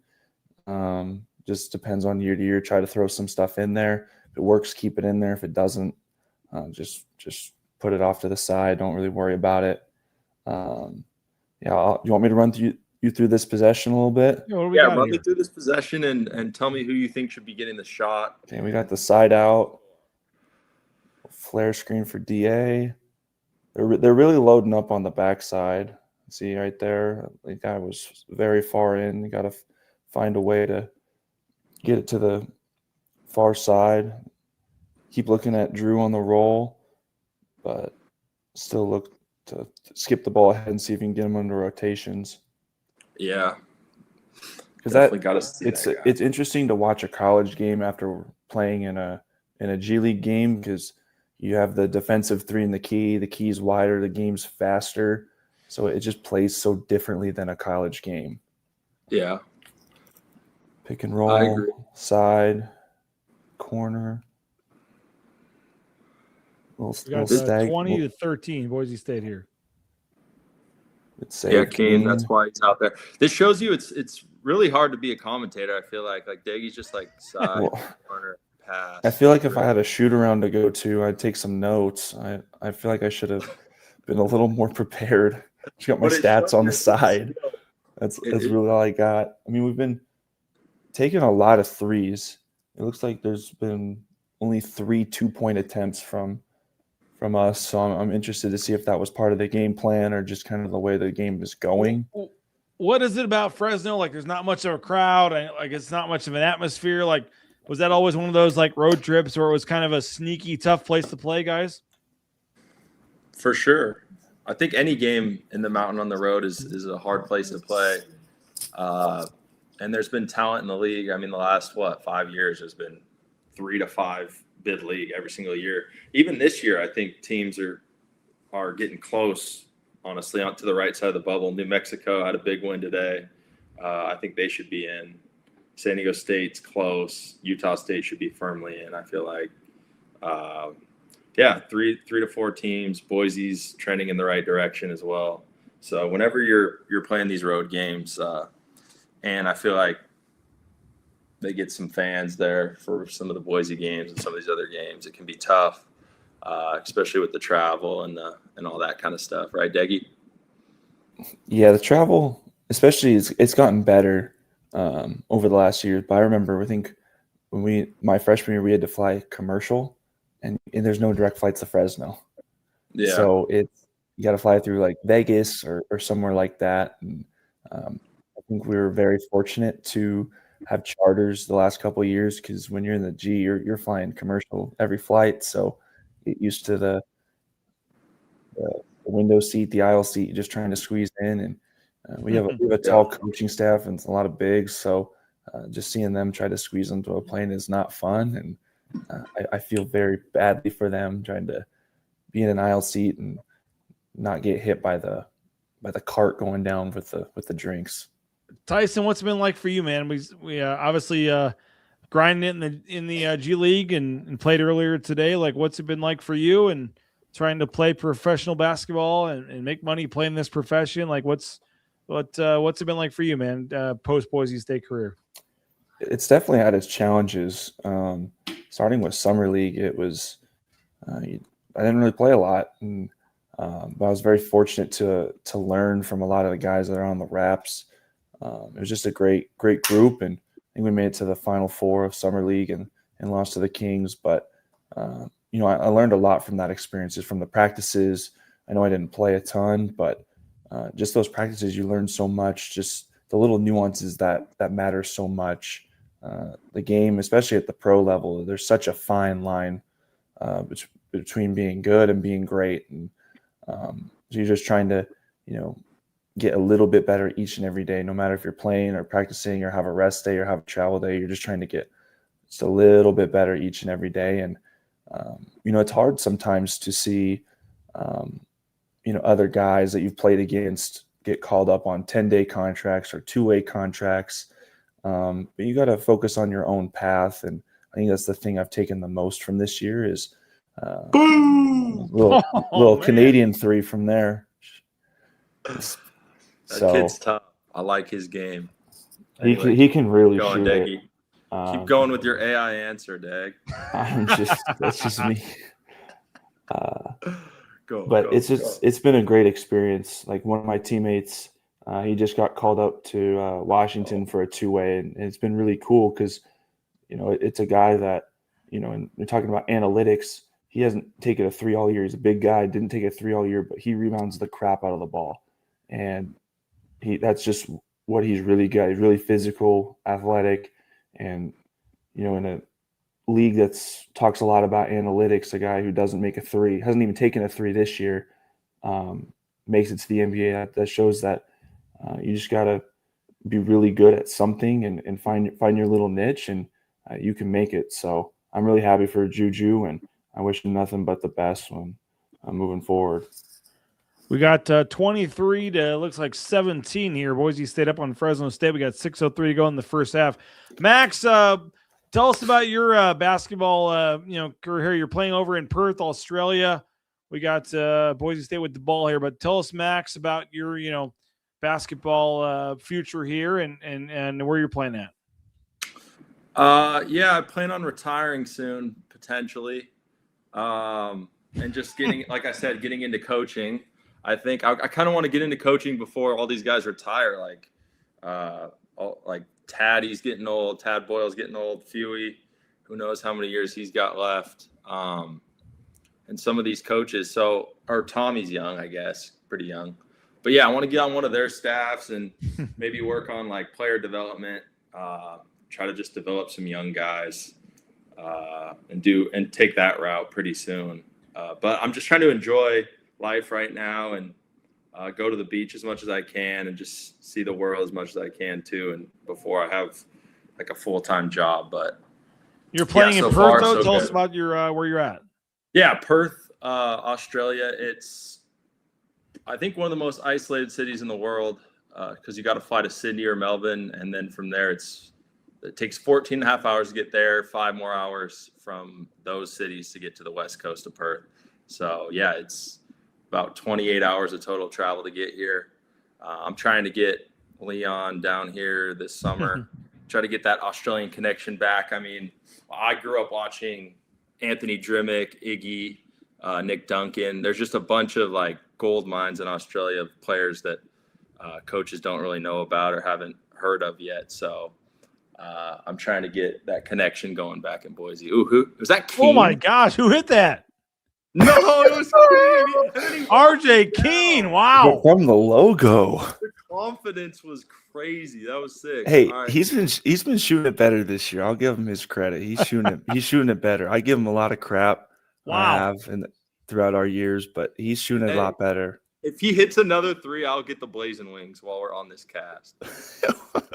Do they have a Buffalo Wild Wings down there? No. Next time. I mean, I'm done in like 4 months. I'll send you a picture. But if he hits another one this time, look at him run around. He's a lost little guy right now. Wow, 26-19 current score. Boise State up on Fresno State, but wow, that was the end of the shot clock. Fresno State. Oh, see, no, he's down. Good pass. He'll hit that. Nope. Just watching this game. This is exactly how you would predict a half against Fresno to go. Low scoring. That's a foul. That's crazy. Let's see, Leon. Yep, Leon's mad about that one. He's yelling at that dude. I'm trying to see who the refs are. I think I recognize one. That's Tommy Nunez on the baseline, I think. Ball knowledge. The other ones, I can't really tell. Pace is picking up here a little bit. This is fun to watch. Here we go. Oh, that's a block. And for sure. Count that. Count that. Count it. Good call, Tommy. That's a continuation in the league. Count that one. You guys knew when you knew who the refs were. You knew what to expect that night. Yeah, it's always good to know their names going into the game too. I feel like they'll give you more respect if you go up to them and just be like, "What's up, Tommy? You're having a great year, reffing, man." Right? Yeah, I just tried to be nice. I tried to call them by their names and get to know them, but try to sweet talk them a little bit. See if I can get a call here and there. And they'll give you some calls if you act like you're buddies with them. It's a real thing.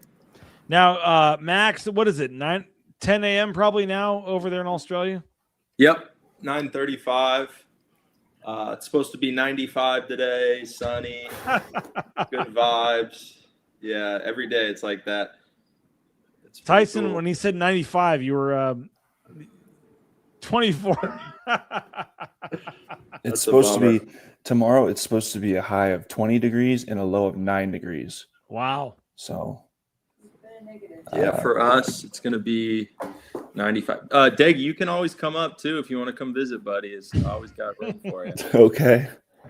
Come hang, buddy. Got to see how expensive those flights are, but how many flights do you have to take to get to Perth? How many do you take? 3. Like, 3? Yeah, probably 3. Go to LA, through LA?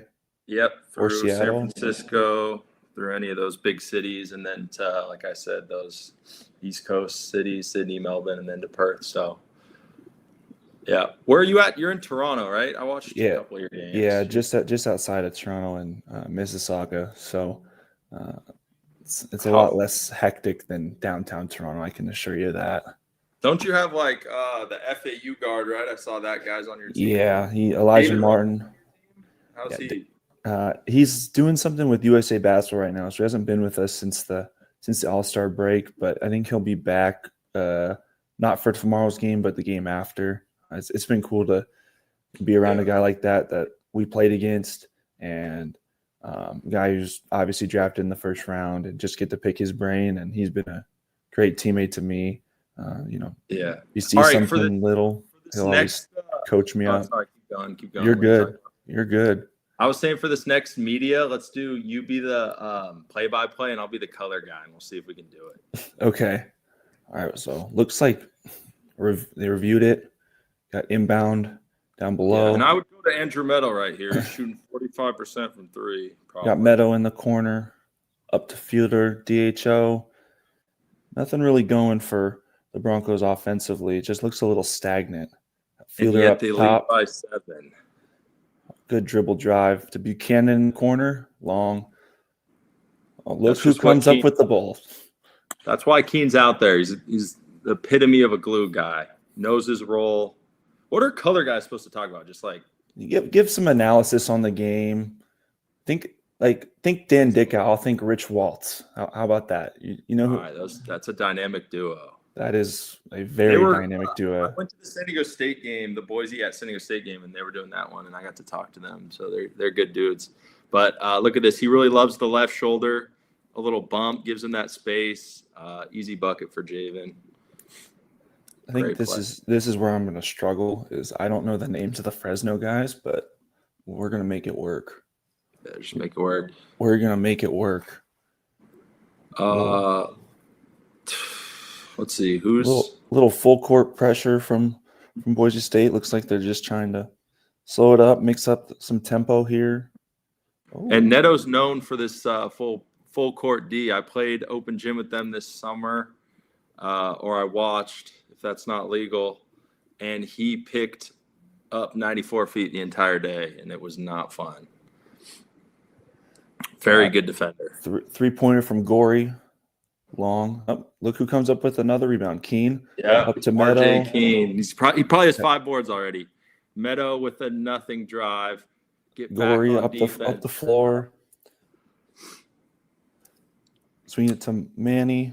To Highbreeder. Highbreeder with the take. No good. Highbreeder punts it to the defense, and it's Boise ball. That's great D, Boise, though.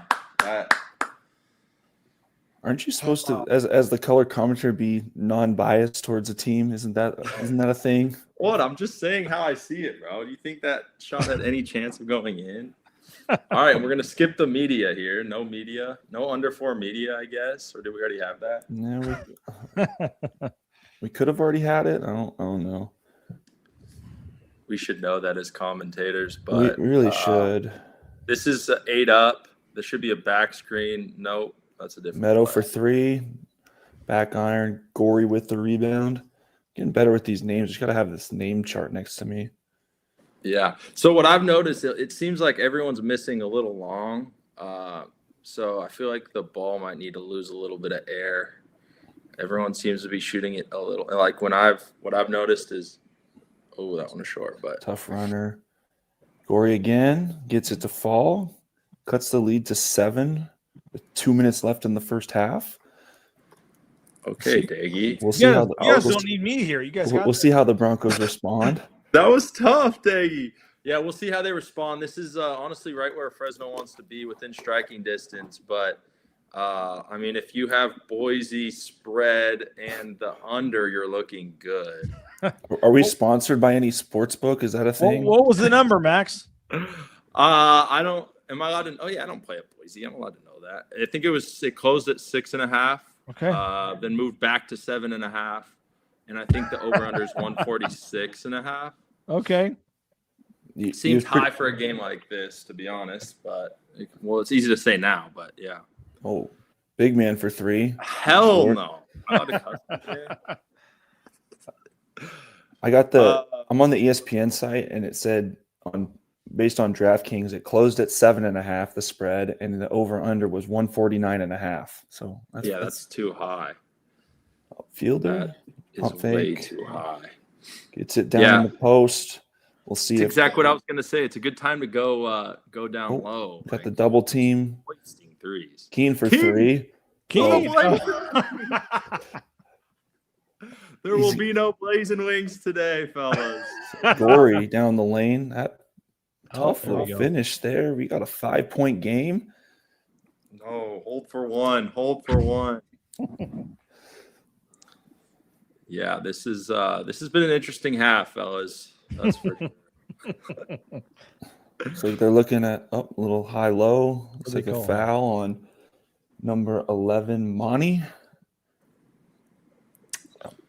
Take a look at this rebound by Gory. A nice little floater. I know Mike Burns is not going to be happy with that offensive rebound. I was going to ask you guys, like, what do you make of the offense that's getting a lot of criticism this year? I mean, you have Burns on defense. You have obviously Tim Dury on offense. Like, what do you guys make here about the? Hold on, here we go. 17 seconds. Let's see where we got. Double here. Team on Fielder. You got 10 on the clock. 10 seconds. Buchanan step in 3 long. Oh, bro, these have not been close. We got the use it or lose it. No, I think it's the use it or lose it timeout by Fresno. And Leon is not happy. What do you make of your pops there? What do you make? Right now, Leon's saying they did not have possession of the ball. So how are you going to award him that timeout when he's falling over and 3 guys are battling for the ball?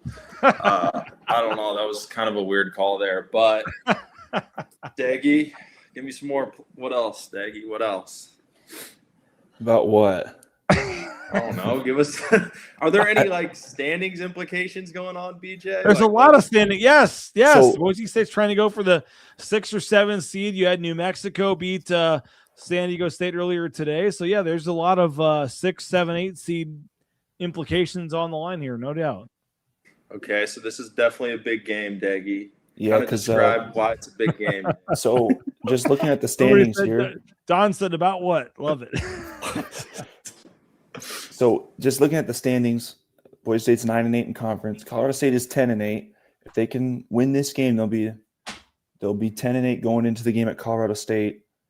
Or no, I forget they played 20 games this year. I'm so messed up on my math, but it's also big because if they can stay 1 game ahead of UNLV, who is also currently 9-8, UNLV is the tiebreaker. So it'll be big to finish the season strong and see if they can stay in that 6 to 7 range for the Mountain West tournament and get a good path to the championship game.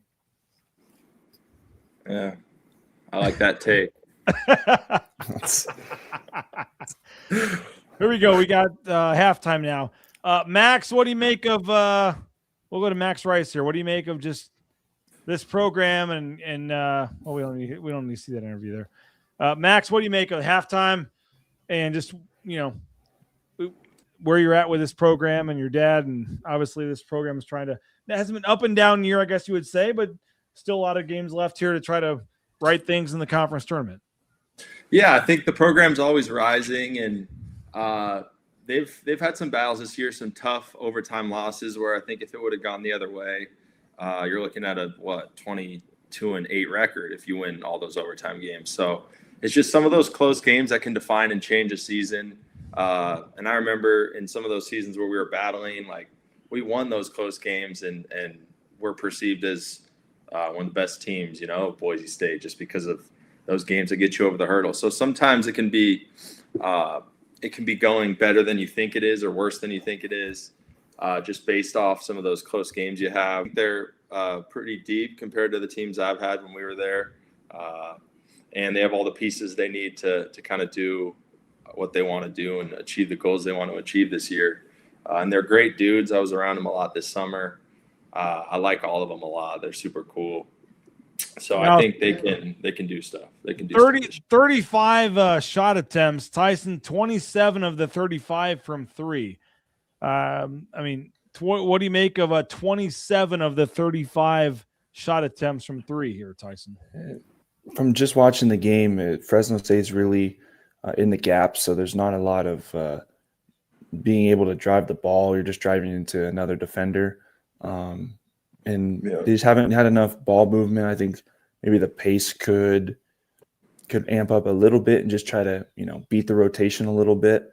They're trying to take away Drew in the post, which has been great offense for Boise State for basically the whole season. Just throw it down there and let him work.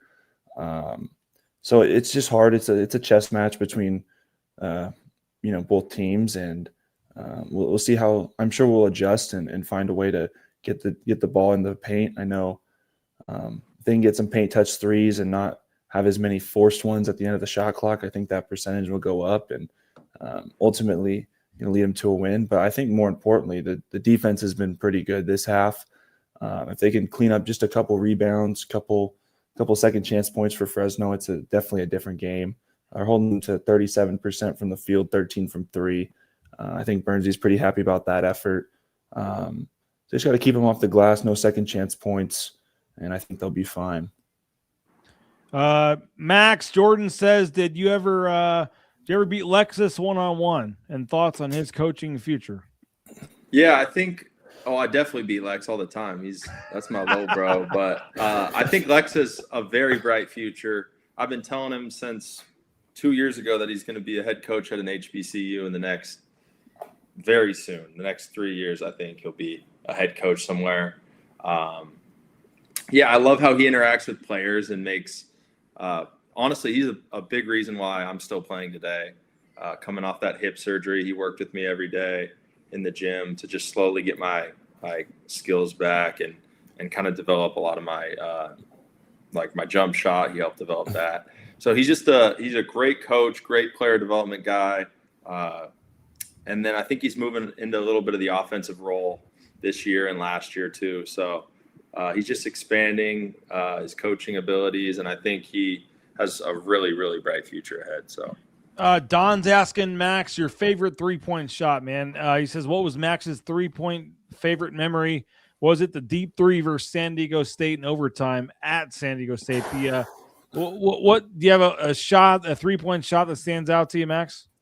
That was a big one. I enjoyed that one because it was on the road, but probably down goes Seiko was my favorite, just because that team went to the national championship and I got to do it in front of the Boise fans. So I always loved playing in that gym when it was packed because it did get really loud. So yeah, that was probably my favorite memory, and just some of those games playing with Deggy, we have some great memories, and I do think we got screwed, though. I'll still say that we got screwed with some of those matchups in March Madness, like the year we got the 8 seed or 9 seed and had to play Memphis with an NBA All-Star and NBA player coming off the bench. I think they had 3 NBA players on that team.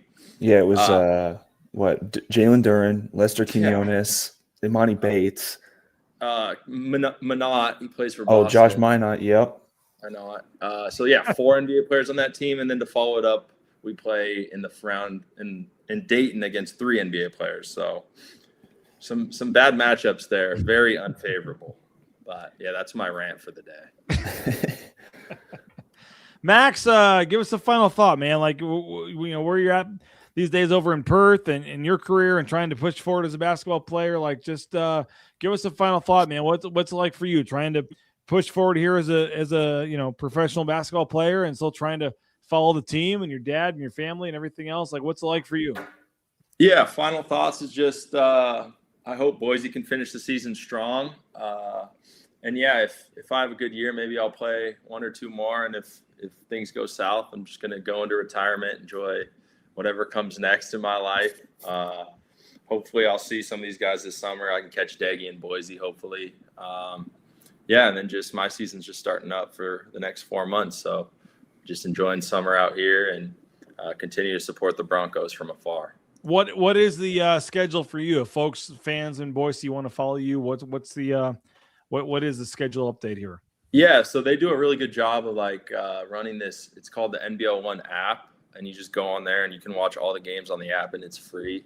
So if you want to watch any of my games, I play for the East Perth Eagles, and it's in the West Division in Australia. So it shows all the stats and the game by game. You can just watch. It's usually morning when my games happen. So they start at the end of this month. The real games start. So Tyson, what's it like for you, man? Just trying to push forward and trying to live out that dream and play in the NBA, and obviously playing in the G League right now. Had a game earlier today. Just what's like for you pushing forward here? It's a grind. It's I think the first thing I kind of noticed right before the All-Star break was we're playing a lot more games than in college. Sometimes you play 2 games. I mean, most times in conference you're playing 2 games a week, but we had a stretch right before the All-Star break of 5 games in 8 days. So it's a lot more games. You got to figure out how to take care of your body. We don't practice as much as you do in college because we have to travel and there's more games and there's just less time. So it's been a grind, but I'm striving through it, just learning and just trying to enjoy it the best of my ability and, keep chasing this dream of mine. All right, I'm going to upload a video here. Max, your dad, give me a second here to upload this video. But I asked Leon yesterday, hey, I'm going to have Max and all these guys, Tyson, these guys, come on here. What do you make of their basketball? What do you make of them as commentators? Max, I know you talk to your dad daily, but what's it like for you, man, being still close to the program? And obviously your dad's the head coach. What's it like for you, Max, still doing your thing, but still following the program? Yeah, it's really cool to kind of just give him some advice here and there of what I think from just seeing it from the outside in, because obviously I'm not around it really. So just from a fan's perspective, what I think and what I see. And I think he takes my opinion into consideration sometimes. And sometimes it's just good to listen to him rant about certain things and things he wants to change and things he needs to fix as well. So it's just a good relationship through basketball, and we talk about other stuff as well, but it definitely it's transitioned a lot since I played for him to just becoming his kid again and being able to talk about all the stuff he's going through the year and all that stuff. So it's been really cool to watch him. All right, here's Coach Rice. I asked him yesterday, what do you think of Max and Tyson being commentators and your thoughts on their career here? And, with all these guys, Boo's here, and the value of being in a program for so long is we can tell the story of these guys' journey and how they grew as basketball players and people and represented, and I think all the players are always surprised how much we talk about them when they're gone. And certainly Tyson's a guy we've always been so proud of, and and his accomplishments and on the court, and just teaching our guys how to be, like we talked about, how to be those everyday guys like a Tyson. There was, you never coached a guy that was more consistent than him, and that's saying something. I know Max is. And there's one of them too, a Kigab. Yes, that's it. Remember, man. That's a lot of sweat for this much sunshine. Just got And one quick one on Max. I know you said you're just talking to him, whatever, but just his story and going from coming up local kid and proving everybody wrong and doing what he's done, now getting paid to play basketball in Australia, and just his career here.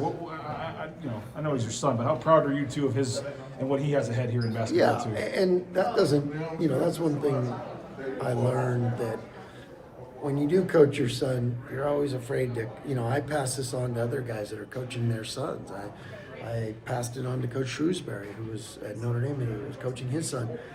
Because those kids will die for the program and bleed for the program and do anything because they know it means so much to them. Yeah. But if they're your son, sometimes you don't give them the praise and in front publicly or in front of the team, because you don't want to do it because they're your son, which is wrong. And the importance he had in this program, the amount of wins that he's one of the all-time winningest players, and he didn't chase numbers, even though he put up great scoring numbers and great three, he just cared about helping that team win, whatever it took. Some nights it was the scoring, but there'd be other nights where he was like, I'm gonna just do all the dirty work, but the guys like Max, like Alvaro and Max, and those guys are priceless for your program because of the kind of competitors they are, and the more guys like that you have, the more you win. How do you think Max and Tyson will be as guest commentators? I bet they'll be entertaining, absolutely. And are you going to get a boo on there? Trying to. Yeah. I texted him this morning. That's good. So, yeah. I'd Pressure love him to get back to me. I would love to see that. I'd like those guys will probably have good suggestions, and no doubt. Tyson, any final thoughts? We're going to the second half here. We appreciate you coming on, but just obviously you're still tied pretty close to this program, man. What's it mean to you to still watch this program from afar, and obviously doing your things professionally, but what's it mean to you to still be wearing the Boise State Bronco blue and orange, and your thoughts as we go into the second half here? It's definitely a transition period to not being a part of the program. I know when Brooke and I moved up to Toronto, it was definitely a challenge because we moved so far away from home, someplace that we call home, that where we grew up, where we met. But I always will rep the Boise State Bronco across my chest, and it'll always be a part of me, no matter where I play basketball or wherever I end up post-basketball. But it's just a program that really cares about each individual, and it's a program that changed my life forever, and I'm forever grateful for that. Grateful for the opportunity to play basketball and then to meet some lifelong friends along the way. Obviously, Max, you have a unique perspective. Your dad's a coach still, but what do you make, Max, just about your career and still following the program and where they're at this point? Yeah, BJ, you were supposed to ask me first because now I have to follow whatever Daggy just said. That was crazy good. Yeah, that was nice of Leon. I mean, he said a lot of nice things. I just got lucky with some of those good players around me like Daggy and Shave and Naj. And it's a great family atmosphere with all those guys. We all still talk and hang out when we're all in Boise. And it definitely still feels like home to be in Boise. And I spend a lot of my off season there. So just to be around all those fans still, they're such great people. And I think Boise's moving in the right direction in all their sports. And I think they're going to be great at the end of this year. And it's great to come on here and hang out with Daggy, and pretty cool to see you again, BJ, too. So we really appreciate you having us. Well, I appreciate you guys. I remember the game there in the pit, Max, where you don't want to talk to me. So. Hey, it's okay. Buddies can have fights sometimes too. Yeah, that was a PR play. 35 at the pit, man. That's a hell of a game. Yeah, Daggy found me in the right spots, and just got lucky there a couple times. But yeah, 30. What was it? 7 threes. 35 at the pit. I mean, that was a good one. That's got to be a game that you'll remember forever there. Absolutely. some great memories. And Tyson, you had the that was at the pit too. You had the 3, right? Where they a second left or something. Where you Oh made it yeah. Tyson, do you see what he's doing though? He's slowly luring us to the second half. So I know, because do you think his guests are not on yet? Do you think he's just trying to slow play this for the second half? Kigab's coming on. We got all kinds of guests. So yeah, he's just like, these people are not coming on. So let's see if we can just drag this out for the second half. Hey, we're getting better though. I feel like we're getting better. You guys want to stay all game? I'll tell Abu and the other guys we're good. But I mean, No, Abu will have some great commentary. I'll actually probably watch from my phone, but that'll be funny. It'll be really funny. But back to that game, yes, that was my sophomore year, and the only thing that sucked was the plane ride home after that loss, is because we came all the way back to tie the game, send to overtime, and then we lose off of an inbound play where I just got caught up in a screen and they got a layup out of it, and it was just. That's a hard one because it was such a great shot, but it sucks that it was in a losing game. That's the one thing that's hard for me. So I always prefer the win. Winning is way more important than any individual thing. Well, appreciate you guys for jumping on. 28-25. Boise State has the lead here early in the second half. Appreciate you guys both for coming on.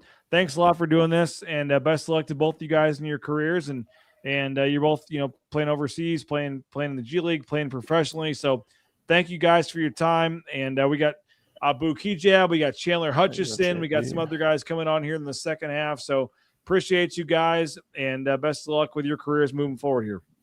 Thanks, BJ. We got a ball game too. Yeah. Hell no. 30-25. Yeah, Max. What do you think here? No, next person. You see, he's trying to keep us on. He's trying to keep us on. He's like, you can go. And then just one last question. I'm gonna go watch as a fan now. I'll be on the stream. Well, appreciate you guys. Thanks a lot. Yeah. There you go. Thank you. Appreciate it. There you go. Max Rice, Tyson Degenhart. Appreciate them for jumping on. As always, we got Boise State up 30-25. We got Nathan Carroll joining us as well. Nathan, we're going to get Chandler Hutcherson on here. We're going to get some other former players, but 30-25 here, Nathan. We got obviously Boise State in a battle here. Yeah, it's battling a lot of threes, which you talked about. I think 3 times as many threes in that first half than 2-point attempts for Boise State, which is not always the case for Fresno State. Like what they do defensively, a lot of times they try to close out on 3-point shooters, and because of that have been pretty poor giving up 2-pointers. But it's you're doing something. You're asking me to follow up those two. God, that was a blast. Those guys they were having fun. It was I was sitting here watching in the stream and got to just be a fan a little bit, listening to them just kind of chat and go through it, and it was like a great podcast, man. They were a blast. No doubt. 30-25. Boise State has the lead on Fresno State. We got some other former players going to join us here in the second half. We got Javin Buchanan scoring there, so 32-25. But we got Tyson Degenhart, Max Rice. Appreciate them for their time. And Nathan, you're an alum of Boise State. You've been following this program for a long time. And as I said earlier, pretty cool to have so many former players still be attached to the program. Yeah, absolutely. I think it's one of the things that, even just being a student at Boise State, you saw the basketball players and you oftentimes got to know some of them, but just how many guys that stuck around, right? Like I remember Nick Duncan years after he graduated. Like if you were in Boise in the summers, if you were ever at, around campus, like you could find Nick Duncan because he was always coming back to Boise, right? And there were a ton of guys like that who, it's just a special place where these guys make Boise their home. They make it this sort of their relocation point in the summers. So it's a special place, and it is pretty cool to go from Derrick Marks, who's kind of the first great player of the Leon Rice era, and certainly, in my opinion, on the Mount Rushmore of Boise State players, and then to have Tyson on, who the most recent great Boise State player, and I think likewise would say, on that Mount Rushmore of Boise State basketball. So it's a cool thing that you're putting together here, BJ, getting all these guys on and making it a little reunion as they take on Fresno State here. All right, Boise State up 34-25 on Fresno State. And there's a free throw there, 35-25. But our man Chandler Hutcherson, again, the first round pick in Boise State history, joining us now. Chandler Hutcherson. Chandler, how you doing, man? I'm good. I'm good. Glad to be on. It's nice to connect. Good to see you. Well, we appreciate you, man, for joining us. We got the Boise State going on here again, 35-27, and they're up on Fresno State here early in the second half. But for you, man, the only first-round pick in Boise State history, we appreciate you for popping on. Like, what's it like for you, man, to be a part of this program and still follow this program from afar? Oh yeah, I mean, it was great. I mean, that was the best fun I had. Playing ball and really just connecting with the guys. I mean, the friendships that I made at Boise are, I'm extremely close with everyone still. It's kind of like a little brotherhood. So the memories were great off the court and obviously on the court. Had a lot of fun. So just keeping an eye on them. I stay in touch with Leon. We were going back and forth the other day. And I'm actually going to be in Vegas for the first round of the tournament coming up. So I'll be out there supporting the guys, checking them out, and just being around. Well, there you go. I mean, obviously, the only first round pick in NBA draft, history for Boise State. What's it mean to you? I mean, obviously, to see what Boise State's still doing and knowing what you did there in your 4 years and going on to the pros, like, what's it like for you to still follow this program from afar? Yeah, it's awesome. It's awesome. I was excited watching these guys these last couple years. They've played well. They've been competing. Still excited for these guys to finish out strong and make some noise in Vegas. But yeah, I mean, it was an awesome experience, and I'm extremely blessed to be able to have that experience and share it with the program. I mean, it's awesome, having that experience and being able to kind of have some NBA connections, and help use my story to motivate these guys even more to work hard, knowing that you can get exposure at a school like Boise State, and having them be able to use the story to build the program, continue to build the program, is it's an honor, So it's big for me. I love it, and it's pretty cool. What are you up to these days, man? We see what kind of what's your career like? We all followed you when you were the first round pick by the Bulls, but what are you up to these days, and what's kind of your career path here? Yeah, so I'm transitioning from playing right now. Played, professionally for the last 6-7 years. Spent some time obviously in the NBA, and then a couple stints in the G League and stuff for me. But recently, especially, my passion has kind of shifted towards wanting to do more of a development and mentorship role with the youth. My career had some ups and downs and things, some unfortunate stuff, bad luck, as you want to call it, with some of the injuries and things like that. But for me, it was always deeper than just the game of basketball. I want to always use my platform to be able to help the younger generation, maybe in some areas where, you know, um, getting some guidance where I didn't have it. I was blessed to be able to have connections through, assistant coaches and Leon, his experience at Boise. But even before then, I've realized how important mentorship and guidance is, and relationships, even leading up before you get to college. And so that's my plan, is to just impact the younger generation. I started a youth basketball development and mentorship program, Impact Basketball Development, MPACT, and that's going to be my focus, especially in Southern California. That being a personal place for me where I grew up. Trying to give these guys some professional guidance and lay out a plan for them to help them develop and chase their goals, chase their dreams, wherever that direction takes them. But super fulfilling for me, and something that I want to, I hold very dear to my heart, and going to be my focus moving forward. Chandler Hutcherson checking in. Boise State here playing Fresno State on the road.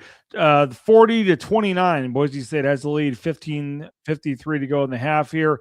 Any memories, thoughts playing in Fresno, Chandler? Oh yeah. I mean, I loved playing out there. Fresno was always competitive. They always will be. And going against some of those guys, even young in my career, I've actually worked out with some of the Fresno State alumni. Paul Watson being one of them. We did some workouts in the off season, things like that. But yeah, Fresno they were always tough. And if I'm not mistaken, I might have gotten my career start against Fresno State, maybe at Fresno State, if I remember. Okay, wow. It was eons ago. So if I can remember it correctly. But yeah, no, it was fun. It was always tough. And it's exciting seeing them here competing. Hopefully they can hang on to the lead and close out here. But yeah.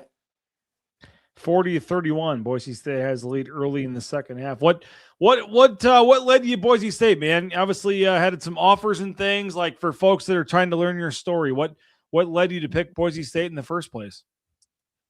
Yeah, I mean, I was being recruited very hard by Leon and his assistants at the time. Jeff Linder, I know you remember Jeff, Coach Linder. He was there and was on me pretty early in my recruiting process in high school. And I felt the buy-in from him, his vision for me as a player. Obviously, he didn't stay all 4 years, but he kind of led me through that transition from high school to college. And I built that relationship with him, some of the other assistants, and Leon. Came out for a visit, and just loved everything the town had to offer, Boise had to offer. Big sports guy, so football is always exciting to watch. Went out to a game, and believed in the player development program and the community aspect. And I mean, the rest was history. I ended up committing on my visit. It was the first and only official visit I took. So that was special for me, and the rest is history. What does it mean to you, man, to be the only first round NBA draft pick? And I remember being there in Brooklyn with you, man, when you got drafted, several years ago. But what does it mean to you to be the only, the first round draft pick, the only first round draft pick? Like, that has to mean something to you to have the that kind of history when it comes to the program. Yeah. I mean, it's special from personal, a personal goal standpoint, and something that I can, enjoy being an alumni of Boise State. But I mean, for me personally, it's not more than that. It was special, but for me, hopefully, it's just a bridge and a stepping stone to have some more of these guys come through with talent, that can, reach the NBA level. And so just to show them, show recruits, people thinking about Boise State, that it is possible, through the development program, to be able to get there. And so to be a player that is part of the foundation to hopefully get some more, more high ranked recruits, show them the way and support them through that, is special for me. How much do you still follow the program? Quite a bit. Yeah, I keep an eye on the guys. I'm quite a bit removed now. I'm not as close as I'd like to be. As I graduated and things, I was a little bit more closer to the program. And just I kind of took a step back a little bit, and with the transition with my career, kind of ducked off a little bit under the radar, and began to build my program, spend a lot of time with family, kind of take a break from the game, really. It was a huge part of my life, but as you can imagine, it's a lot. It takes a lot of dedication, the ups and the downs of everything, but just to take a deep breath and explore my passions off the court. But it's always something important to me that I want to be connected to Boise, and be a part of the Bronco program moving forward. And like I said, I'm in contact with Leon every now and then, and like I said, I'm going to be connecting with them out in Vegas, show some support. But yeah, my plan is to stay connected, keep an eye on them, and support them moving forward. Well, Chandler, we appreciate you, man. Great stuff. We appreciate you coming on and chatting with us, and thank you so much for your time. And cool to connect with you, man, and see where you're at. And we appreciate you, man. Best of luck in the future, and obviously going to be fun to watch the rest of this game and watching Boise State in the future here. So thank you, man. Yeah, I appreciate it, BJ. Anytime. Thanks for having me, man. Chandler Hutcherson, first-round draft pick, Boise State. Appreciate him for coming on. The only first-round pick at Boise State. And Boise State, you see up 41-31.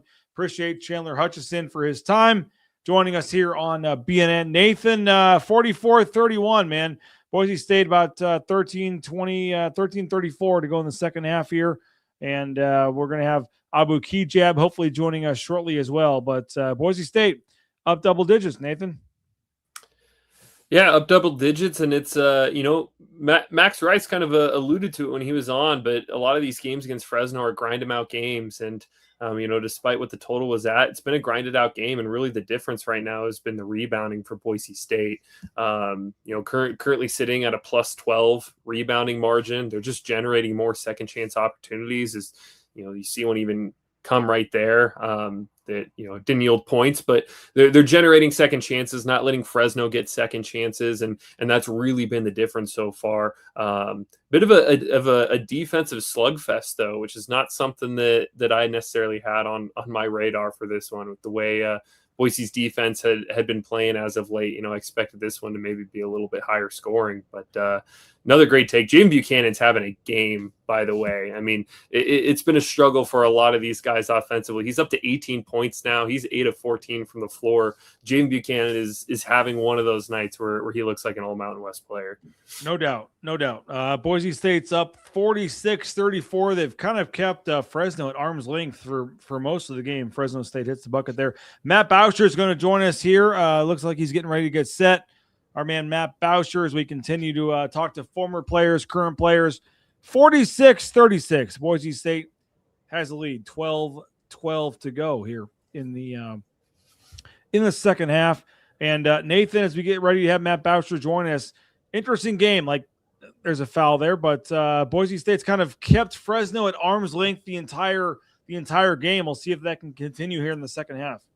Yeah, it's a game that my buddies and I, we call them purgatory games, where it's, Boise State gets out to this early lead and Fresno, they'll battle back, they'll get it close, not quite take the lead, and then Boise takes the lead back out to 10. And you're never at a point where you feel like it's a blowout, but Fresno also never quite takes the lead and takes control of the game in any way. The last time Fresno had the lead in this was 3-2.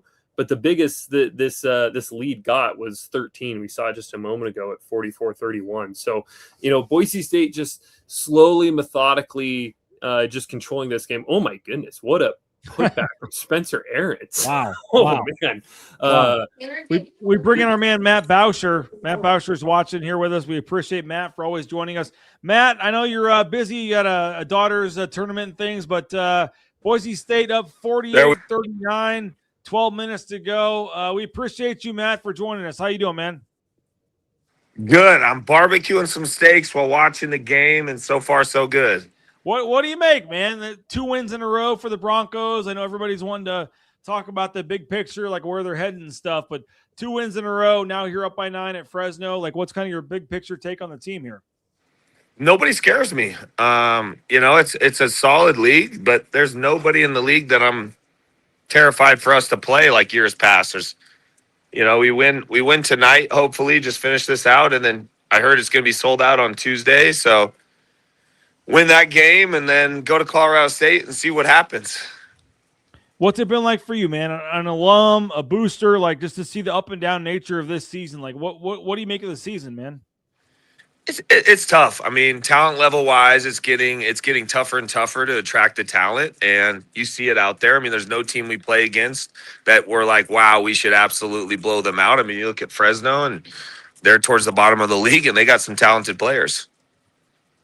But yet here we are, winning against Fresno and chance to win 3 games in a row. Like, what's just, I know everybody wants to have their hot takes and things, but what do you make of this program, and as a booster, like just the big picture thoughts on where this program's headed?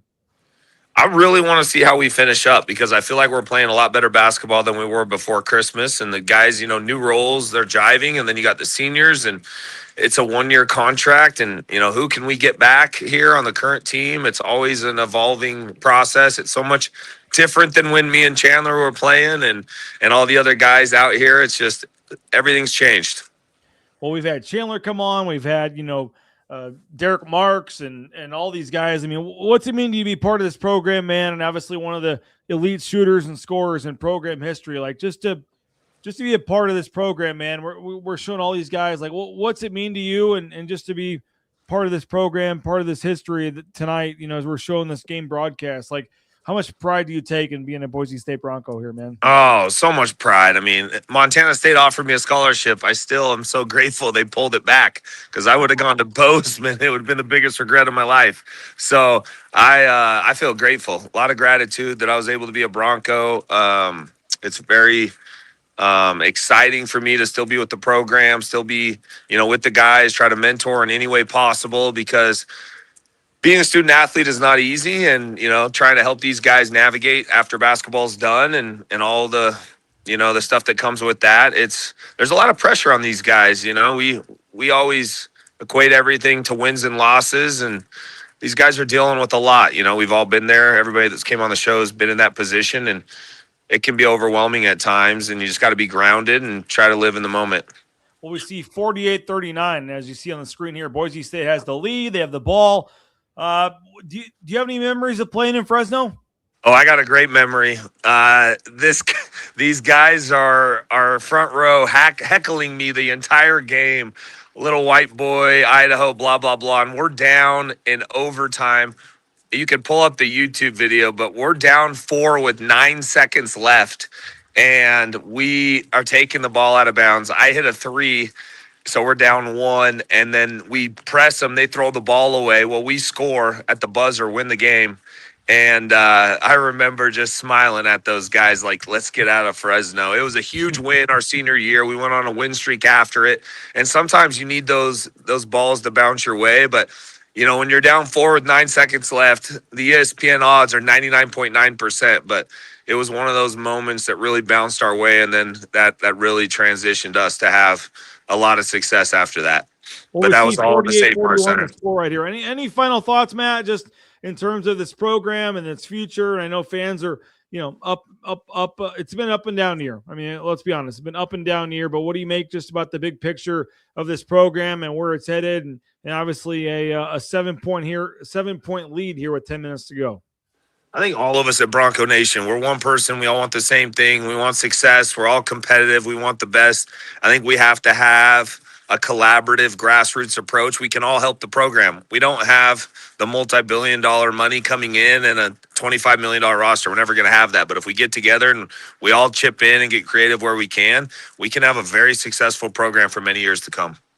Matt, appreciate you, man, for making this work. And thanks a lot, man. Thanks, BJ. Appreciate you. There he is, Matt Boucher. Appreciate him for joining us. We got Nathan Carroll with us as well. Boise State's up 48-41 on Fresno State. Nathan, what do you make of the game here? Yeah, Fresno State pulling back a little bit after the Broncos took this thing out to 13 points. Doing a nice job defensively of getting the ball out of Javin Buchanan's hands, trying to get somebody else to beat them. And then offensively, they started to hit some threes. I think in the first – want to say about 25 minutes of this game, Fresno State had just hit 1 3. They weren't taking a lot of threes, but they weren't hitting them either. They've been able to pull back and hit a couple of them on these last few possessions. So I think for Boise State, just, continue to rebound, but continue to feed Javin Buchanan the ball with the way he's playing right now. Find your hot hand and let him cook and let him just continue to lead you on the offensive end. Fresno State scores there, so we got 48-43. We've had so many former players join us. It's been a really fun broadcast tonight to talk to so many former players, whether it's Derrick Marks, whether it's Chandler Hutcherson, all the former players. But you see Dylan Andrews there, kicks it out to the corner. A.G. Nato. Oh, nice bucket there from Javin Buchanan. But Boise State goes up by 7. Wow. The ball movement from Boise State tonight has been pretty nice. Yeah, I think in the second half in particular, they've done a really nice job of driving and kicking and trying to get the best look possible. In the first half, there was good ball movement, but it just ended in a lot of threes and not a ton of penetration to collapse the defense. I thought they've done a really nice job here in the second half with that. And this is one thing. They've been doubling Drew Fielder paint touches pretty much all night long. They've made a concerted effort to make Drew Fielder try to pass out of those double teams in the paint. And it's one area where, I mean, obviously I don't have the numbers in front of me, but I feel like Boise State's offense has struggled when they've tried to go to Fielder in the paint because of how Fresno's choosing to play that. I think they're going to have to find some other ways, and that's going to be an offensive foul on Fielder trying to post up there.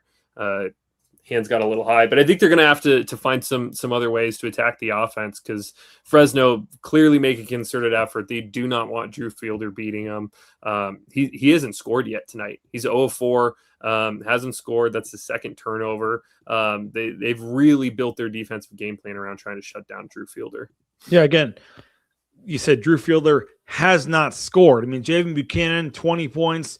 Obviously, he's playing very well, but for Drew Fielder to not score tonight, you've got 9 points for Andrew Meadow, 5 points for Dylan Andrews, but you're on the road and you have no points for Drew Fielder and 5 points for for Dylan Andrews. Like, you wouldn't typically think Boise State's in a pretty good spot here. No, and it really, a lot of that's credit to Javin Buchanan for how well he's played. I mean, he's got 20 points with 7 minutes to go. He's really been cooking. But credit in the world to Fresno State, their defensive game plan and their defensive and their staff in general, man. No doubt. I think Vance Wahlberg's done a pretty good job there, given the circumstances. Obviously, that's a great take. I mean, at this point, offensively, just give the ball to Javin Buchanan every possession because he's pretty much doing everything for him offensively. But I think Vance Wahlberg, Fresno's a tough place to play or to win in basketball with how they try to pour resources into football. I think given the circumstances, obviously had the scandal over the offseason, like I think that he's done a really nice job there. And yeah, like Drew Fielder hasn't scored. I don't think it's anything that he's doing. It's not like he's missing wide open looks. They're saying, hey, somebody else beat us. And, credit Javin Buchanan because he's absolutely doing it so far tonight. No doubt. 22 points, 10 of 17 from the field. I mean, you have to go to Andrew Meadows, 3 of 12. You have Dylan Andrews, 2 of 9. But Javin Buchanan, 10 of 17. And his dad, by the way, he said tomorrow morning he's flying out to Boise to be out here, Nathan, for to come out for senior night. So cool for him. But no, it's been a fun broadcast. I hope everybody's enjoying it. We've had former players on. We have current player. It's been a fun thing. And we started on the pregame show to have a Derrick Marks join us, then have Max and Tyson join us. Like, it's been a pretty cool broadcast so far, and keeping this thing rolling. Obviously here into the postgame show, we will have Leon Rice. We will have a postgame player join us on the postgame show if Boise State's able to win this game. But there's 3 games left in the regular season. We've talked a lot about it, Nathan. Like, get some momentum, get some confidence going into the conference tournament. And this is one of those games where on paper they were only favored by 2 or 3 points. And so for them to have a chance to win this game, have a chance to, possibly get some momentum, confidence going into the conference tournament, it'd be a big win for them. And we'll see if they can finish it out here. Yeah, absolutely. This is one of those games that, if you lose, like there were talks earlier in the year about, has this team lost focus? Have they lost energy? And I think we've seen clearly they haven't. Clearly they're still engaged. But it is a game where if you do lose, how much does that change the focus down the stretch trying to go into Vegas? And you want to feel your best heading to Vegas. And if you're able to grab the win here, obviously, continue to build momentum. But we talked a little bit about it on the seeding stuff. This is one that you kind of have to get in the bag if you want to move up past the 7 line. If you want to be a 6 seed or even a 5 seed, I think is technically still in play. Although we could discuss whether they want the 5 seed, because that probably means playing Grand Canyon, who's been a bad matchup for them. But yeah, absolutely a game that you want to win. And I think sometimes especially in the world of like the NBA and NFL now, where you start talking about tanking and teams are strategically trying to pick matchups. Like, it's just fun to win basketball games. It feels good to win basketball games, and you want to be feeling good and playing good before you get down to the Mountain West tournament. Nope, no doubt about it. So Boise State on defense here. We'll wait till they put the score bug up on the score. But Boise State's up 56, and I believe that Fresno State has 45. So Boise State's up 9 at this point. A couple of minutes to go. Been to the Save March Center plenty of times, man. It's not a tough place to play. Oh wow, what a shot there! 3-point shot. Boise State 26 now for Javin Buchanan. That's I mean, at that point, if you're 26 points, you're 11 of 18, you're 3 of 6 from the field, like, keep on firing, man. Like, if it's working for you, keep on firing. But Boise State in a good position here. Yeah, and you notice there's some unselfish teammates around him because they recognize, hey, Javin Buchanan is cooking right now. Get him the ball as early as you can in a possession, and just let him do whatever he wants to do, because it's working at a really high level right now. 26, we're on 30 ball watch. I did not have that on my radar early in this game when I think Boise State started the game. It was like 0-1, 4 minutes in. I did not have one of these guys scoring 30 tonight, but what a game so far for Javin. So Boise State up 11, 6:19 to go. They've got the ball here now. Now Fresno State has the ball, but 58-45. Boise State up by 13, and there's a foul there. But I've been to the Save March Center plenty of times, man. Not an easy place to play, and you see Fresno State taking a timeout. But this is not an easy place to play, man. I've been to the Save March Center plenty of times, but at this point, like, Boise State's not looking for style points. They're not looking for any kind of thing like that. They just want to win the game, Nathan, and let all the chips fall where they may. Yeah, absolutely. Continue to grab wins and stack confidence heading into the Mountain West tournament. That's really what it's all about. And find lineups that work, find combinations that work, right? You're still in tinkering mode, because you're really just at this point the season and finding success for a team that wanted to make the NCAA tournament. It's going to come down to four games in Vegas, and so everything right now is just about, all right, how can this team be the best version of themselves in the Mountain West tournament in Las Vegas? And I think tonight's a great growing night for them. They're going to learn a lot about themselves with Drew Fielder and Dylan Andrews and Andrew Meadow, like a lot of players not having a good game. We haven't seen a lot of performances this year where they've needed one player to step up and sort of be the guy for them. And so knowing, or probably not knowing, they probably knew it, but just a reminder that Javin Buchanan has this in his bag is a really good thing to see for this team. All right, Fresno State scores. Boise State's up 58-47. The Broncos up by 11. Clock is sitting is at 5:40 to go, and it's clocking down there. But Boise State up by double digits in a pretty good spot here. And that checkered end zone there, by the way, Nathan. I'm just not a big fan of the it's not for you. No, but you know what? Boise State in a good spot. Up 11, 5 minutes to go, and an opportunity here to win this game and get on the charter and come back. We will have an opportunity if Boise State wins to talk to Coach Leon Rice. We'll talk to a player, and looking forward to talking to them as well. But Fresno State has made back-to-back buckets. 9-point game here with 5 minutes to go. But the Save March Center, it's a super big arena.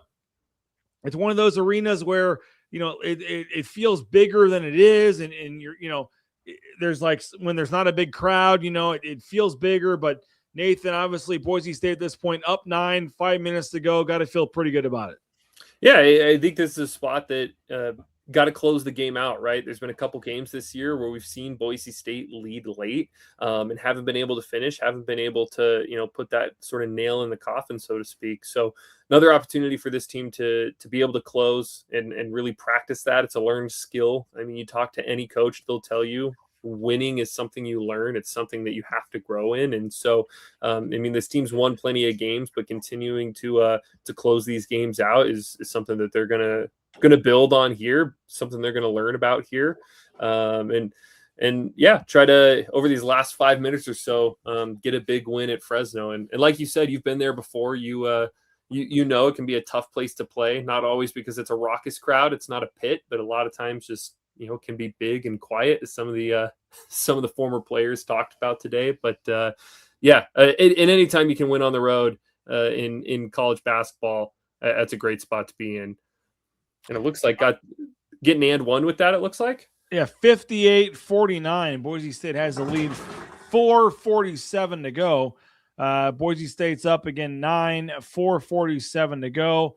And Andrew Meadows is going to head to the free throw line here, Nathan. Yeah, it looks like not an and one. Did not go in, but Andrew Meadow going to the free throw line. Andrew Meadow, as he misses the free throw, has not been efficient from the free throw line as he's been most of the season, most of his career. Really down year for him free throw shooting. But with today in particular, they've made a point to get him the ball and get shots up. He has the second most shots on the team. He's up. He missed both. Wow. Looks like it. Missed both free throws there. Like I said, it's been a weird year for Andrew Meadow. And from the free throw line, where he's normally been, like, throughout his career, he's been a good free throw shooter. That's something that you've been able to bank on him on. Last year, he shot 84% from the free throw line. This year, he's down at 63%. And obviously, with those two misses, like, that's going to be a step lower. Weird year for Andrew Meadow, especially from the free throw line. But hopefully they'll find a way to get those two back for the team. All right, 58-49. Boise State leads by 9. They have the ball, 4:15 to go. And obviously an opportunity for Boise State to extend the lead here. RJ Keene passing it off to Andrew Meadow. You see Dom Perlin there at the top of the key. Dylan Andrews for 3. Bricks it, misses it. And they're going to say it's off of Fresno State. So Boise State's going to keep possession of the ball here with 4 minutes to go. The Broncos trying to win their third straight and obviously move forward here into the final couple games of the regular season.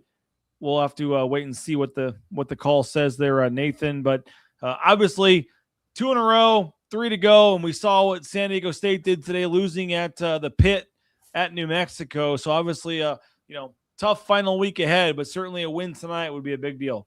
Yeah, absolutely. And we talked about it, but for Boise State, I think you really want to be in that 6th seed when the season comes to an end. You get San Jose State in your first game, which is a very winnable game, especially with some of the depth issues that they have. And then in the second round matchup, you're probably looking at New Mexico. Although with their win today, it's possible that I think they still have a chance to jump up to a 2 seed, but of all of the teams that are getting a bye, you want to get New Mexico with the way you've played them this year. Obviously, have the series sweep on them this season, and then from there, after those first 2 games, you'll see who you get in that potential 2-7-10 game in the semifinals. But the other part of it is you're dodging Grand Canyon and Utah State until the championship. Probably the 2 teams who have given you the most issues this year. So for Boise State, it's all about getting to that 6th seed, and a win tonight does a lot to help them get there. No doubt about that. Yeah, they're looking at. Yeah, I asked Leon Rice yesterday. Are you looking at seeds? You looking at positions? He's like, no, we're just trying to win games. But I mean, let's be honest here. Like, yeah, the seeds matter. All these wins matter. Like, they 100% know what's going on, because as you said, Nathan, like, every win is a difference between maybe the 6 or the 7 or the 8 seed. Yeah, and they know the matchups too, right? Like, these coaches aren't naive. They know that, hey, this team gives us issues, or hey, we really like the way we match up with this team. I don't think we see, because we've seen this on the NFL side before, where teams will intentionally try to lose a game late in the year to get the better matchup. I don't think Leon or this staff would go that far in trying to pick matchups, but I think no doubt about it, they know who they ideally want in that first game and who they want in a potential quarterfinals game. But I think luckily for Boise State and Boise State fans, to get where they want to go, it means winning games down the stretch here. And like we said, got 4 minutes here to close out this one. Now, I am curious, who are they going to give possession to? It looks like they're going to give Fresno possession on that. Yeah. Okay. All right. So they overruled the official there on the sideline. So got a 10-point lead with 4 minutes to go. I mean, on paper, it looks good, but we've seen with this team a couple of bad finishes. But there you go, good force a tough shot and get a rebound. Broncos are plus 13 on the boards now this game. Classic Leon Rice.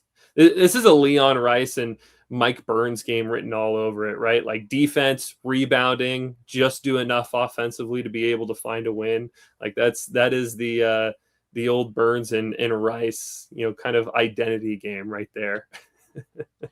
No doubt. 59-49, Boise State in the lead. The Broncos up by 10, 3:22 to go. The Broncos will inbound the ball there in front of the bench. 10-point lead, 3 minutes to go. It's like just make a couple shots and not screw this up, right, Nathan? Yeah, absolutely. Nice offensive board there. Talk about the rebounding. Dom Parolin and gets the bucket to go with it too. 12 points with 3 minutes to go. I mean, Fresno's going to be in desperation mode down the rest of the stretch here. Dom Parolin, what a couple of big plays from him. Oh, down yeah. the stretch here. And Andrew No Meadow doubt. for 3. That's one that you'd like to see fall for Meadow, for nothing else than just to build confidence, right? Like when you're a shooter and you're going through a slump, sometimes all it takes is seeing the ball go in. And well, here's a chance to see the ball go in. RJ Keene. Wow. RJ Keene, just doing RJ Keene things. How about Max Rice saying that if RJ Keene was going to do another one, he was going to hop in and go do the Blazing Challenge. RJ Keene's been shooting pretty well from 3 as of late. Getting 2 in a game isn't that much of a stretch for him. Although him hitting a 30-footer was not on my bingo card for this game. Yeah. That was that was kind of strange looking. Just an intentional foul, maybe down late. One thing with this game that we haven't talked much about is the lack of Pearson Carmichael for Boise State. And I mean, the offense has struggled. They're only shooting 40% and only have 63 points right now. But the defense has played really, really well in Pearson Carmichael's absence. That was something that talked about in the pregame, was that I think going from Carmichael to Keene, it's not necessarily a downgrade. It's just different, right? You're going to take on more of that defensive identity, more rebounding. I thought the ball movement's been really good today. And so, you hope Pearson Carmichael able to get back as quick as possible, but really encouraging for this team to play well and have a strong performance in Carmichael's absence. No doubt. Boise State 63, Fresno State 51, 2:13 to go. The Broncos in a good position here again. 11. The crazy thing to me is 36 3-point attempts tonight for Boise State, Nathan, and that was just kind of the game plan, I guess. But 36 3-point attempts, only 11 of 36. We are hopeful if Boise State can win this game to have Leon Rice, to have a player join us post-game here. But, you look at the scoring, 25 for Buchanan, 12 for Meadow, nobody else in double figures. Been a interesting game here for Boise State, Nathan. Yeah, it's been the rebounding and the defense. Again, plus 14 on the boards at this point, and they're likely going to hold Fresno under 60 points in this game, barring some sort of some really hot shooting down the stretch here.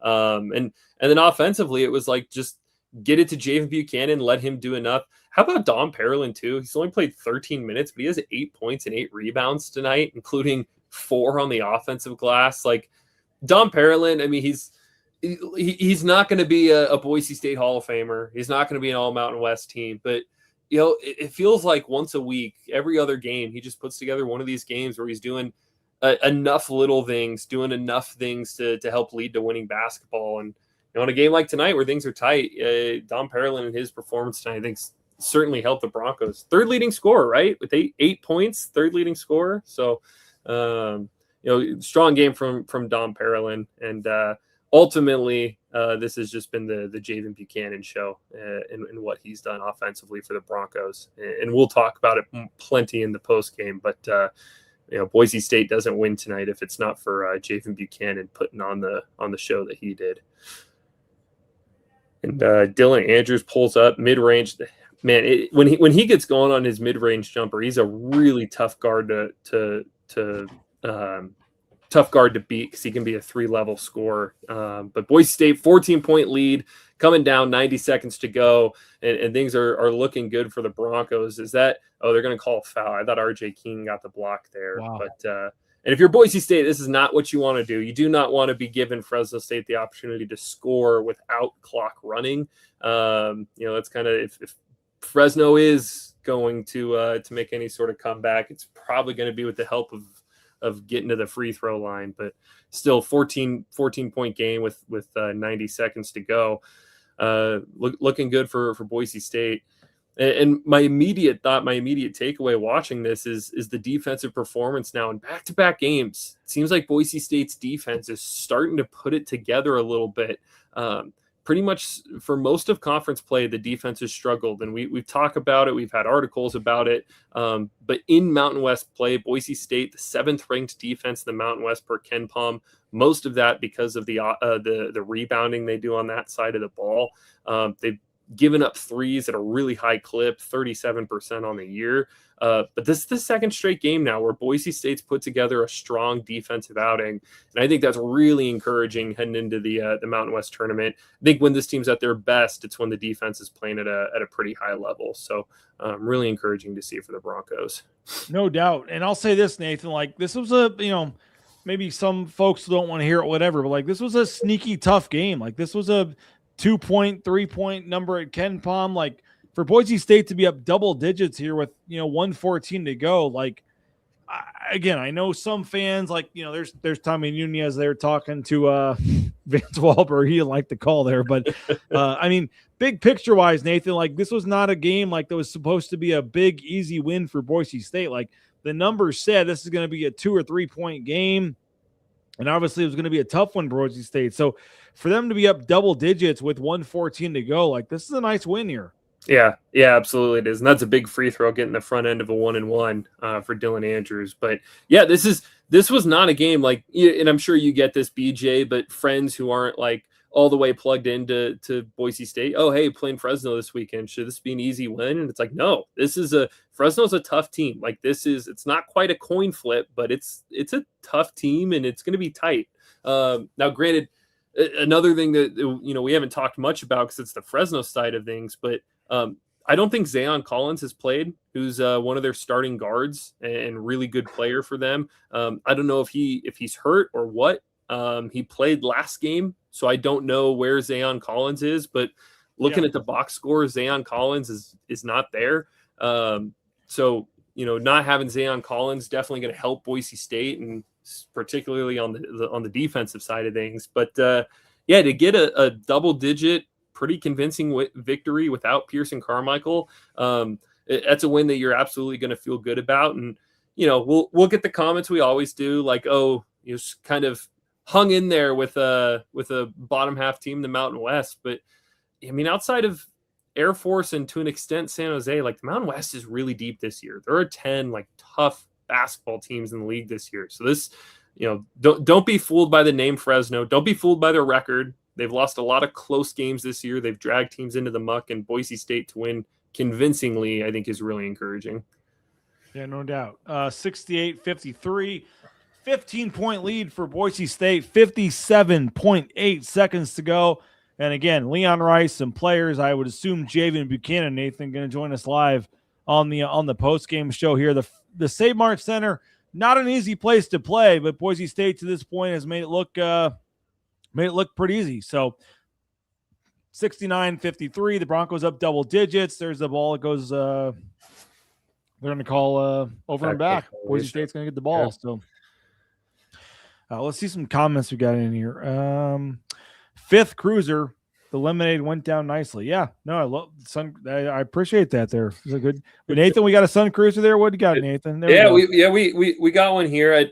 I haven't cracked it yet. I know I told you this, but took a month off drinking. But the second we hit midnight, I'll be working on my article and crack into that cruiser. Oh, that'll be March 1st. Yeah. Yeah, that's right. So we appreciate it. I appreciate you supporting the sponsors, supporting Sun Cruiser.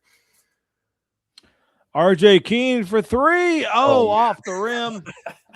No good, but the Broncos, again, up 16 with 20 seconds to go. We're going to have Leon Rice. We're going to have a player join us And Nathan's going to help us on the post-game show here as we transition into the Jackson's post-game show. We'll get the graphic going for the final score. But, I mean, for me, Nathan, like, this is an impressive win. Like, I know fans are going to, like, you know, people are going to have their own thoughts, but, like, this was a game that was a 2 or 3 point spread, and to sit here and win this game by double digits, like, we got 200 plus people watching right now. We appreciate you guys for watching, but overall, a rebound, probably not going to be a foul. They're going to let the final seconds tick off the clock. 69-53. A nice win for your Boise State Broncos. They're going to take down Fresno State. Double-digit win on the road. We'll get Leon Rice. We'll get a player on here on the post-game show shortly. But, Nathan, overall, a nice win for the Broncos on the road, man. And like I said, overall, it's going to maybe not look like it, but this is a nice win. Yeah, absolutely is. And there was a comment earlier from someone in the chat saying, you know, this isn't a sneaky win. Fresno State has shown, particularly at home, that they're capable of beating good teams in Mountain West play. And, you know, I think we framed it as a sneaky game in the context of a lot of fans. I think probably look at Fresno with a 12-16 record and think, oh, it's not a great team. But, like, Fresno State's been a tough out for a lot of teams in Mountain West play this year. I mean, you go through some of their recent games. I mean, they led for most of that game against Colorado State on Tuesday and lost it late. They nearly beat New Mexico a week ago here at Save Mart Center. And, you know, New Mexico, that's a team fighting for an at-large bid. Like, this has been a good basketball team who, you know, they still need to learn to win. So, I think to win by 16, that's a really good win for Boise State. I know Max Rice had it for us, but spread on this one was like 7.5. I think that number must have been, you know, Vegas being clued into Zayon Collins missing this game. But to win by 16, that's a really good win for the Broncos. No doubt. 3 wins in a row. Boise State, again, you see the arena there, Fresno State. But, Nathan, we're going to have Leon Rice join us here momentarily. We're going to have some players as well. But this team's won 3 in a row. Let's dip into the broadcast here.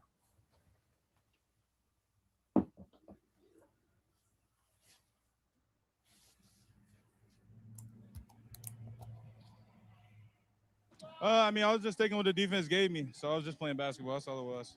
3 straight wins for you guys. What does that do for your confidence heading into the postseason tournament? Everything. You just got to take it day by day, 1 win at a time. Thank you. Congratulations. Back to you guys. All right, Taylor. Javin Buchanan of Boise State leads the Broncos to a 69-53 victory. All right. Hopefully, did you hear that, Nathan? I'm not sure if you could hear that or not. Yeah, we were able to catch the end of it there, saying that, you know, just took what the defense gave him. I think that's Javin being humble. There was a lot of tough shots that he hit tonight. 25 points, 6 rebounds, 9 assists. A superstar, all Mountain West type performance from Javin Buchanan. And we will be getting Leon Rice here soon and a player soon. I would assume after a game like that it has to be Javin Buchanan that we'll be getting on here on the postgame show with us. But really impressive performance. Again, can't overstate enough that this is a good win. Fresno's a decent basketball team. And I thought Boise State, particularly on offense, did a really nice job adjusting. I thought Fresno came out with a smart defensive game plan. They doubled pretty much every time Drew Fielder got a touch, whether it was on a pick and pop or a low post touch. And they held Drew Fielder to 0 points. Drew Fielder did not score because of the way that Fresno decided to play him. And Boise State still finds a way to win by 16. If I told you Drew Fielder's not going to score tonight, you probably wouldn't have 16-point win on your radar for Boise State. And yet here we are. Big again, I mentioned it a moment ago, but the defense played really well, and this is the second game in a row where the defense looks improved, where Boise State's starting to put some things together on the defensive side. It's been a struggle during conference play, and if they're able to start playing good defense, like that's how you're going to beat a San Diego State or a New Mexico or a Utah State when you get down to Las Vegas. So I think there's a lot to be encouraged about by this win for Boise State. No doubt. To hold Fresno State to 53 points. I mean, that's where it starts right there. 53 points for the defense. Fielder needs to buy Javin a meal. We got Sick Modern there. We got Gonzaga will dominate the Pac-12 next year. What else we got? Solid basketball league, Gonzaga. Let's see. But Appreciate, especially like second half. But I mean, you called it, man. I mean, Javin Buchanan had a heck of a game. 25 points, 11 of 18. I'm guessing he's going to be the guy to join us. Andrew Meadow, 12 points. Dominic Pearland, 8. Dylan Andrews, 11. He only goes 3 of 12 from the field, by the way. But if you had told me before the game, man, that Drew Fielder was not going to score, I would not have had a good feeling about this one. No, absolutely not. And that's I'm excited to see what Leon says about it, because that was, I mean, every time he got the ball, they doubled him so quickly. And it took him a little bit to adjust, but the defense kept him in it. And then, Javin Buchanan and it wasn't like it was Javin Buchanan getting wide open threes and other guys setting up for him. It was stepping into threes, giving guys the work down at the low post, taking guys off the dribble. I mean, it was we had Chandler Hutcherson on. It was a Chandler Hutcherson looking performance from Javin Buchanan. So really good win for the Broncos. I mean, that's you win 3 in a row. Come back home for senior night against San Diego State on Tuesday with a lot of momentum now. And, there's a reason a lot of these guys have said it, right? It's not easy to win in Fresno. Tough flight to get there, tough place to play. It's a good win. Less than 600 tickets I heard were remaining. I mean, can we sell this game out for Saturday? Tuesday, I guess it is. Can we sell the San Diego State game out? I mean, they said less than 600 tickets remaining. I get it. They just lost on the road at, New Mexico today. I'm guessing they flew home, have the day and a half, to lick their wounds before they head to Boise. But as you said, man, big game. All of a sudden, a monster game. And I get it. The season hasn't gone the way folks expected it to, wanted it to, but here you are, with a chance on Tuesday night, 7 o'clock. Yes, 7 o'clock game, not 9, not 8. Like, you get a decent start time on a Tuesday. And I get it. It's not a weekend. It's there's folks that have whatever else is going on a weeknight. But for a Tuesday night, 7 o'clock game, I have an opportunity to maybe sell this place out and certainly have a chance to keep this winning streak rolling, man. Yeah, absolutely. And it, like you said, I think the ticket announcement is they're down to less than 600 tickets. So if it's not a sellout, I mean, should be really close to it. I would imagine they're able to sell 600 more tickets by the time we get to Tuesday. And we haven't really had an elite extra mile arena game this year. And hopefully that place is packed out and Boise State's able to get the crowd going early, because when you can fit 10, 11, 12,000 people into the X and the team's playing well, it's one of the all-time, okay, maybe I'm being a little exaggerative. It's a really, really good college basketball atmosphere. I mean, we had Max Rice on, and we had some people asking about that game at home against San Diego State where they win in overtime, where he has – don't quote the numbers here, but it was like 35 of the team's 55 points. Like that was an incredible elite college basketball atmosphere. We had Chandler Hutcherson on today when he had 44 against San Diego State. That was the best game I've ever seen at Extra Mile Arena. And so coincidentally, I guess 2 of those games came against San Diego State. You get San Diego State coming to town on Tuesday, and hopefully it's another really good atmosphere, and hopefully another win for the Broncos, because it's a lot more fun when this team's winning, right? No doubt. Now, Nathan Carroll will be headed to Las Vegas. We're taking Nathan down with us for Mountain West Conference Tournament, so we're excited to have Nathan having you down there and help us, figure all this out and figure out what it's all going to mean here in the conference tournament. But 2 games to go. 1 week left, and Nathan Carroll, I appreciate you, man. It's been great stuff. We're going to have a coach, a player jumping on shortly. We'll have Tom Moser coming on for another night in the Mountain West as well here shortly. But, again, if you're Boise State, like, hey, I get it. It hasn't been the season everybody thought it would be. Like, I understand. Like, it's been a frustrating season for a lot of people. But here you are with 2 games to go. You're on a 3-game winning streak, and if they can find, I was saying all week, like, this game Saturday, Nathan, like, this was a big game for me. Like, this was a game that was going to kind of set the tone for the final week. And the fact that they win this game by double digits, like, I feel really good about, like, this team moving forward here, whether it's San Diego State, whether it's Colorado State, like, win one of these final 2 and you feel really good about this team. So I just, I get it. Like, it's one game. and they're in 7th, 8th place. Like, we're not gonna start printing the tickets for the Final Four parade yet. Like, I get it, but like, this is 3 in a row, and it keeps his team in the momentum moving forward here. Like, it was a nice win. Yeah, absolutely. And every win's a good win, but especially when you do it convincingly, and again, you're outperforming your metric expectations. Like, that's a good place to be. You get to build on the momentum, which you talked about, and if you're a fan, if you're on the fence about going to the game, at the end of the day, it's like last chance to see Boise State basketball for the next 6, 7, 8 months. Until next November thereabouts. I mean, go watch the team, go support them. But yeah, I think Boise State, you're building momentum. If they can get one of the last 2, or even, if they win these last 2 and all of a sudden you've won 5 in a row going down to Vegas, and you get on a seed line where you get good matchups, like you get San Jose and then New Mexico and then San Diego State. Like, if you're able to get some of the teams that you've beaten on a path down there, I'm really looking forward to being down there in Vegas. And hopefully this team goes on a little bit of a run and start to see all the blue and orange down there, and see Tyler Schaefer saying that he'll buy me a beer. Hopefully they go on a run, and we'll be able to have one down there together. So, all right, no doubt. Javin Buchanan, again, a huge game for Javin Buchanan. Nice enough to join us here.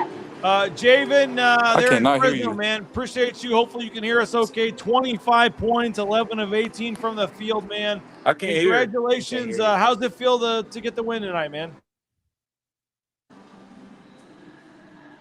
Oh, there's our man, Jordan Beasley. How we doing, Jordan? Yeah, we can't hear you. Can you hear me? Are we good? All right, they can't hear us yet. Hopefully they can hear us here in a second. We want to hear from Jordan. How you feeling about the win, Jordan? All right, hopefully we can hear them here shortly. We're trying to get Javin Buchanan locked in live from Fresno. They can't hear us, but 25 points, man. Nathan, he had a heck of a game. Yeah, no kidding. I mean, that's all Mountain West type performance, right? Like, when this team gets this version of Javin Buchanan, they're really, really tough to beat. And I mean, I'd be curious. Maybe we'll have to get our guy Jay on this. How many players in Boise State history have had? We good now, Javin? There we go. There we go. There we go. 25 points tonight, man. How's it feel to get the win here in Fresno? BJ goes by himself. I can't hear you. When you were on with him, I could hear, but I can't hear you right now. Oh, you can't hear me. I can read your lips. I can't hear you though. How's it feel? Give us a comment on the win here. I can't hear you. Give us when he was on though, I could just hear you though. Just tell us how it feels, man. Give us a comment on the win here. Come on, Jordan. I don't know. He can't hear us. He can't hear us here. I don't know what's going on, Nathan. Apparently, I'm the magic sauce. Apparently, can only hear when I'm on. But got his father John in the chat, talking to him, saying that he'll see him in Boise tomorrow. So excited to have the Buchanan family in town. But yeah, we'll have to get our guy Jay on it. I don't know how many players have had 25 points and 9 assists in a game in Boise State history, especially if you. I can't imagine there's very many at all, man. It's got to be a short list. I mean, maybe Alvaro Cardenas had one last year. 3 assists is what I'm seeing. Oh, 3 assists on the broadcast. They said 9 assists. So you guys got us? Can we hear us? Yeah, while he's on here, but as soon as you go by yourself, okay, we'll leave it 3-way, man. And how's it feeling, man? How's it feel? Tell us about the win.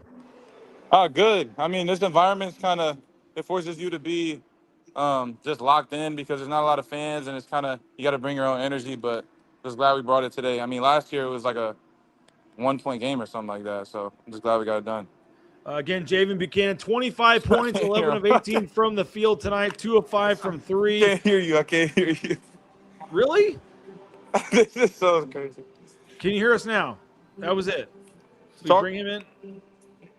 Nah, I can't. Are you able to hear I can hear Nathan. Oh, so he can hear me, but he can't hear you. No, he talk, BJ. Question then. Go for it. Oh, no, I can't hear BJ. Javin, how's it feel? You guys get the win. Tough performance. Defensively, really strong night for you guys. What went well for you guys on the defensive side of the ball? I mean, we just brought the energy from the tip. I mean, they're a good team. They're talented, and we just stuck to our principles and our scout and ended up working.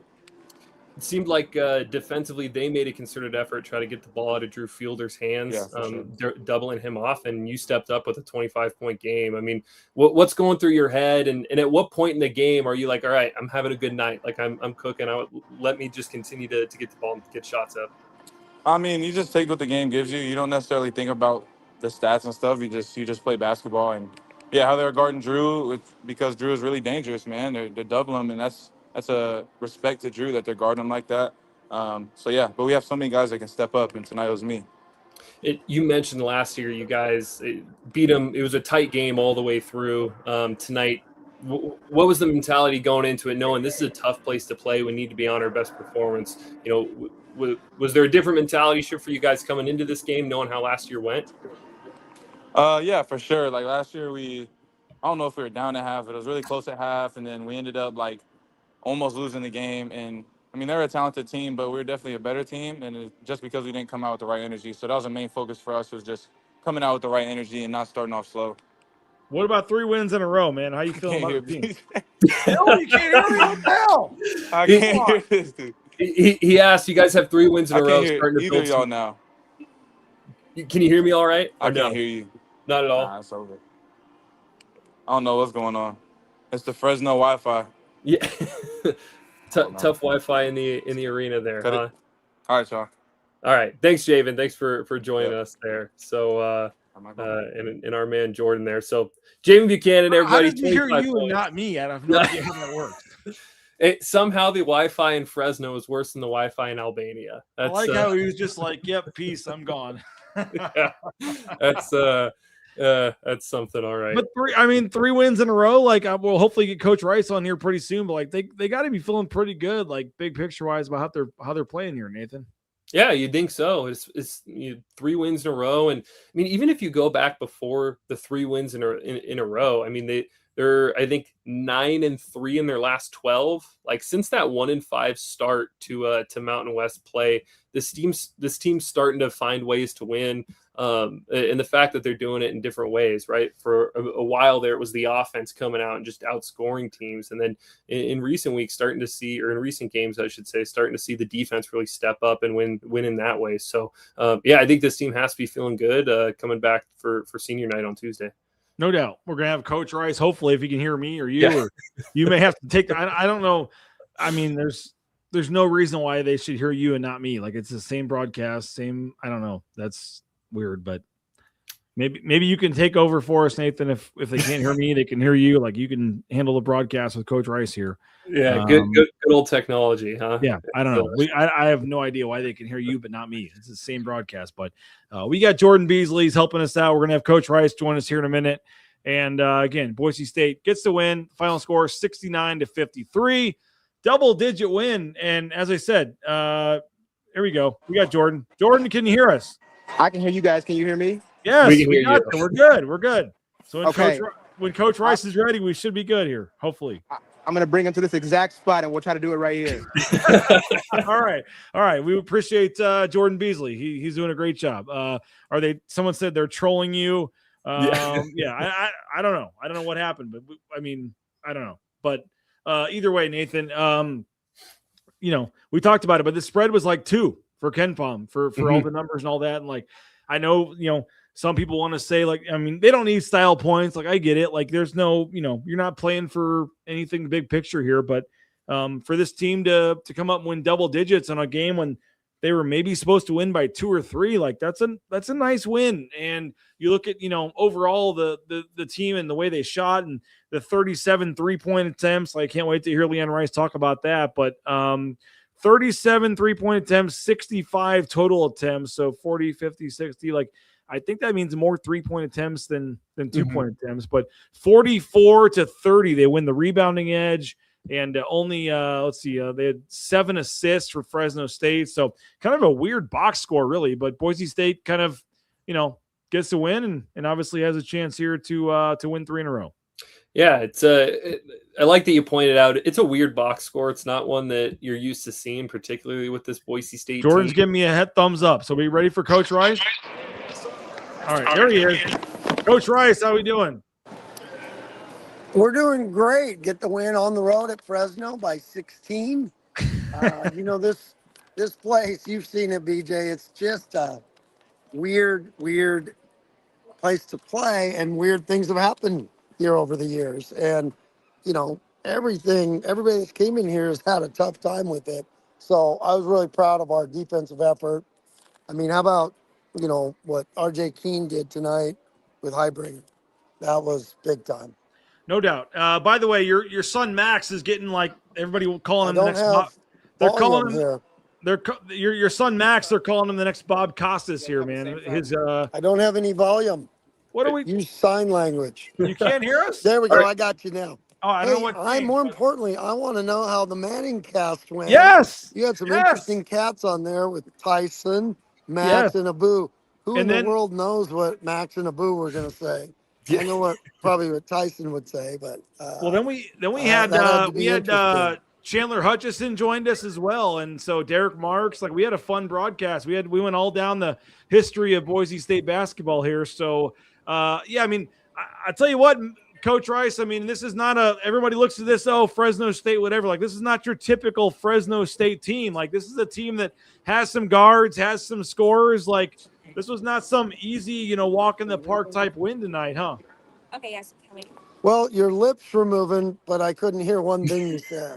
So I'm just going to assume you said, what a great coaching job we did. Yeah. I'm going to assume you said that my man liked that one.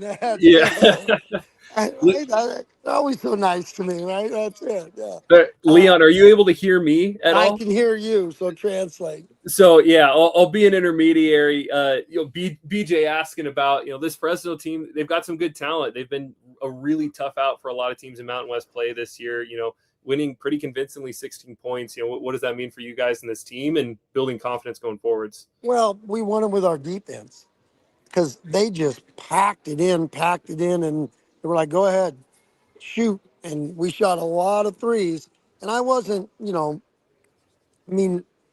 there is a point where you got to take what the defense gives you a little bit, but we did a better job in the second half, having more balance and playing to our strength. And that's why Javin got going.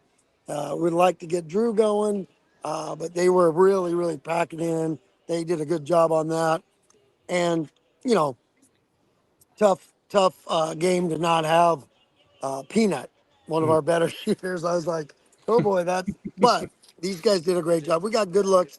And the key, when you shoot that many threes, I mean, we shot 37 threes, but we got 17 offensive rebounds. And that was, we didn't, in the first half, we didn't convert those into points enough, but it kept pressure on their D a little bit. And you felt like those were good possessions, but we got to convert some of those offensive rebounds into points. Yeah, you guys finished plus 14 on the glass. No. I can't hear you. Oh, did you lose me again? This place, weird things happen. I think it's the ghosts of Kawhi, or not Kawhi. You can't hear Paul nothing. George. The You ghost can't of hear Paul nothing. George is shutting off our volume. Oh my gosh. All right, can you hear BJ or me? Sorry, or nothing guys, at all? because I want to hear how the BNN-Cast went. It went great. That's the most important thing. Yes, I wanna everybody hear loved that. it. Everybody loved it.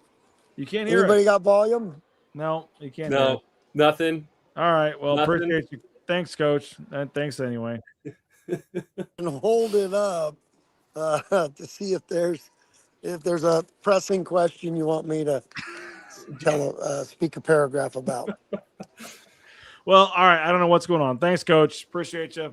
Thanks. We'll give you the thumbs up. Sorry, guys. Yeah, I don't know. I don't know what's going on. Nathan, I'm not sure why you can't hear us, but why could he hear you, not me? Like, there's no difference. I don't get it. The ghost of Fresno. I think that is the best way to describe it. I mean, we've got good volume working for. Was that just him? Like, I can hear us, but I don't really want to hear him, so I just want to get out. I don't think so. I don't think that was. I don't know. No, it seemed genuine enough. Yeah, like I said, man. Apparently we learned there's worse Wi-Fi in Fresno than Albania. I don't know if it's Wi-Fi. Like, why could he? At one point, they could hear you, but not me. Like, I don't understand that. But here's what I'll say: we've never had an issue with StreamYard before. It's always been great. So I'm blaming Fresno. That's where I'm putting the blame tonight. So why not?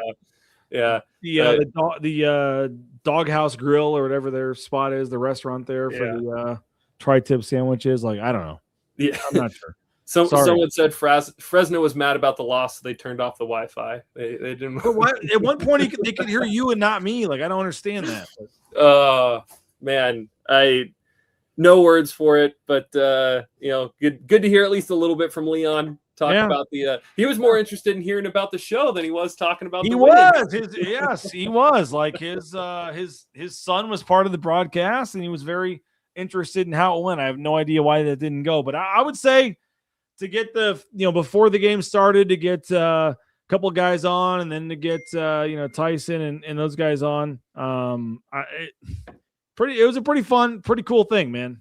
Yeah, absolutely. I think it was a great experience. Fun to hear from some old guys, because I think part of it too with basketball, a guy like Derrick Marks, once he graduates, he's still out playing, but I think sometimes you kind of lose touch of where he is and what he's up to. And so, I think I tweeted it out, but like if you're a hoop head, if you love Boise State basketball, like even if you couldn't watch live, like send this to your friends, go back and listen. Because I think it was a really cool show that you were able to put together, BJ, get 5 former players on. And like I said earlier, 3 of the Mount Rushmore guys. I mean, Daggy and Hutcherson and Marks, like that's, I mean, if you want to put together a top 5 Boise State players, at least of the Leon Rice era, like that might be the top 3 right there. So no doubt.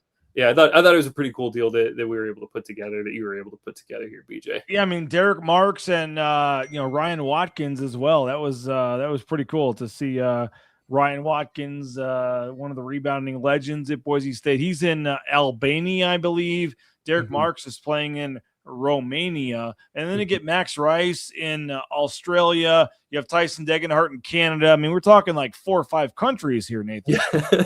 And all of them had better Wi-Fi than Fresno, apparently. I don't understand. Like, how does nobody hear me, but they hear you? Like, I still don't understand that. But it makes no sense to me whatsoever. But honestly, on the tech side, at least the game was up and running the whole time, and there were no buffer issues. That was my fear coming into tonight's event, is we were going to get 5 minutes left in the game, it's a tight game, and all of a sudden the stream goes kaput.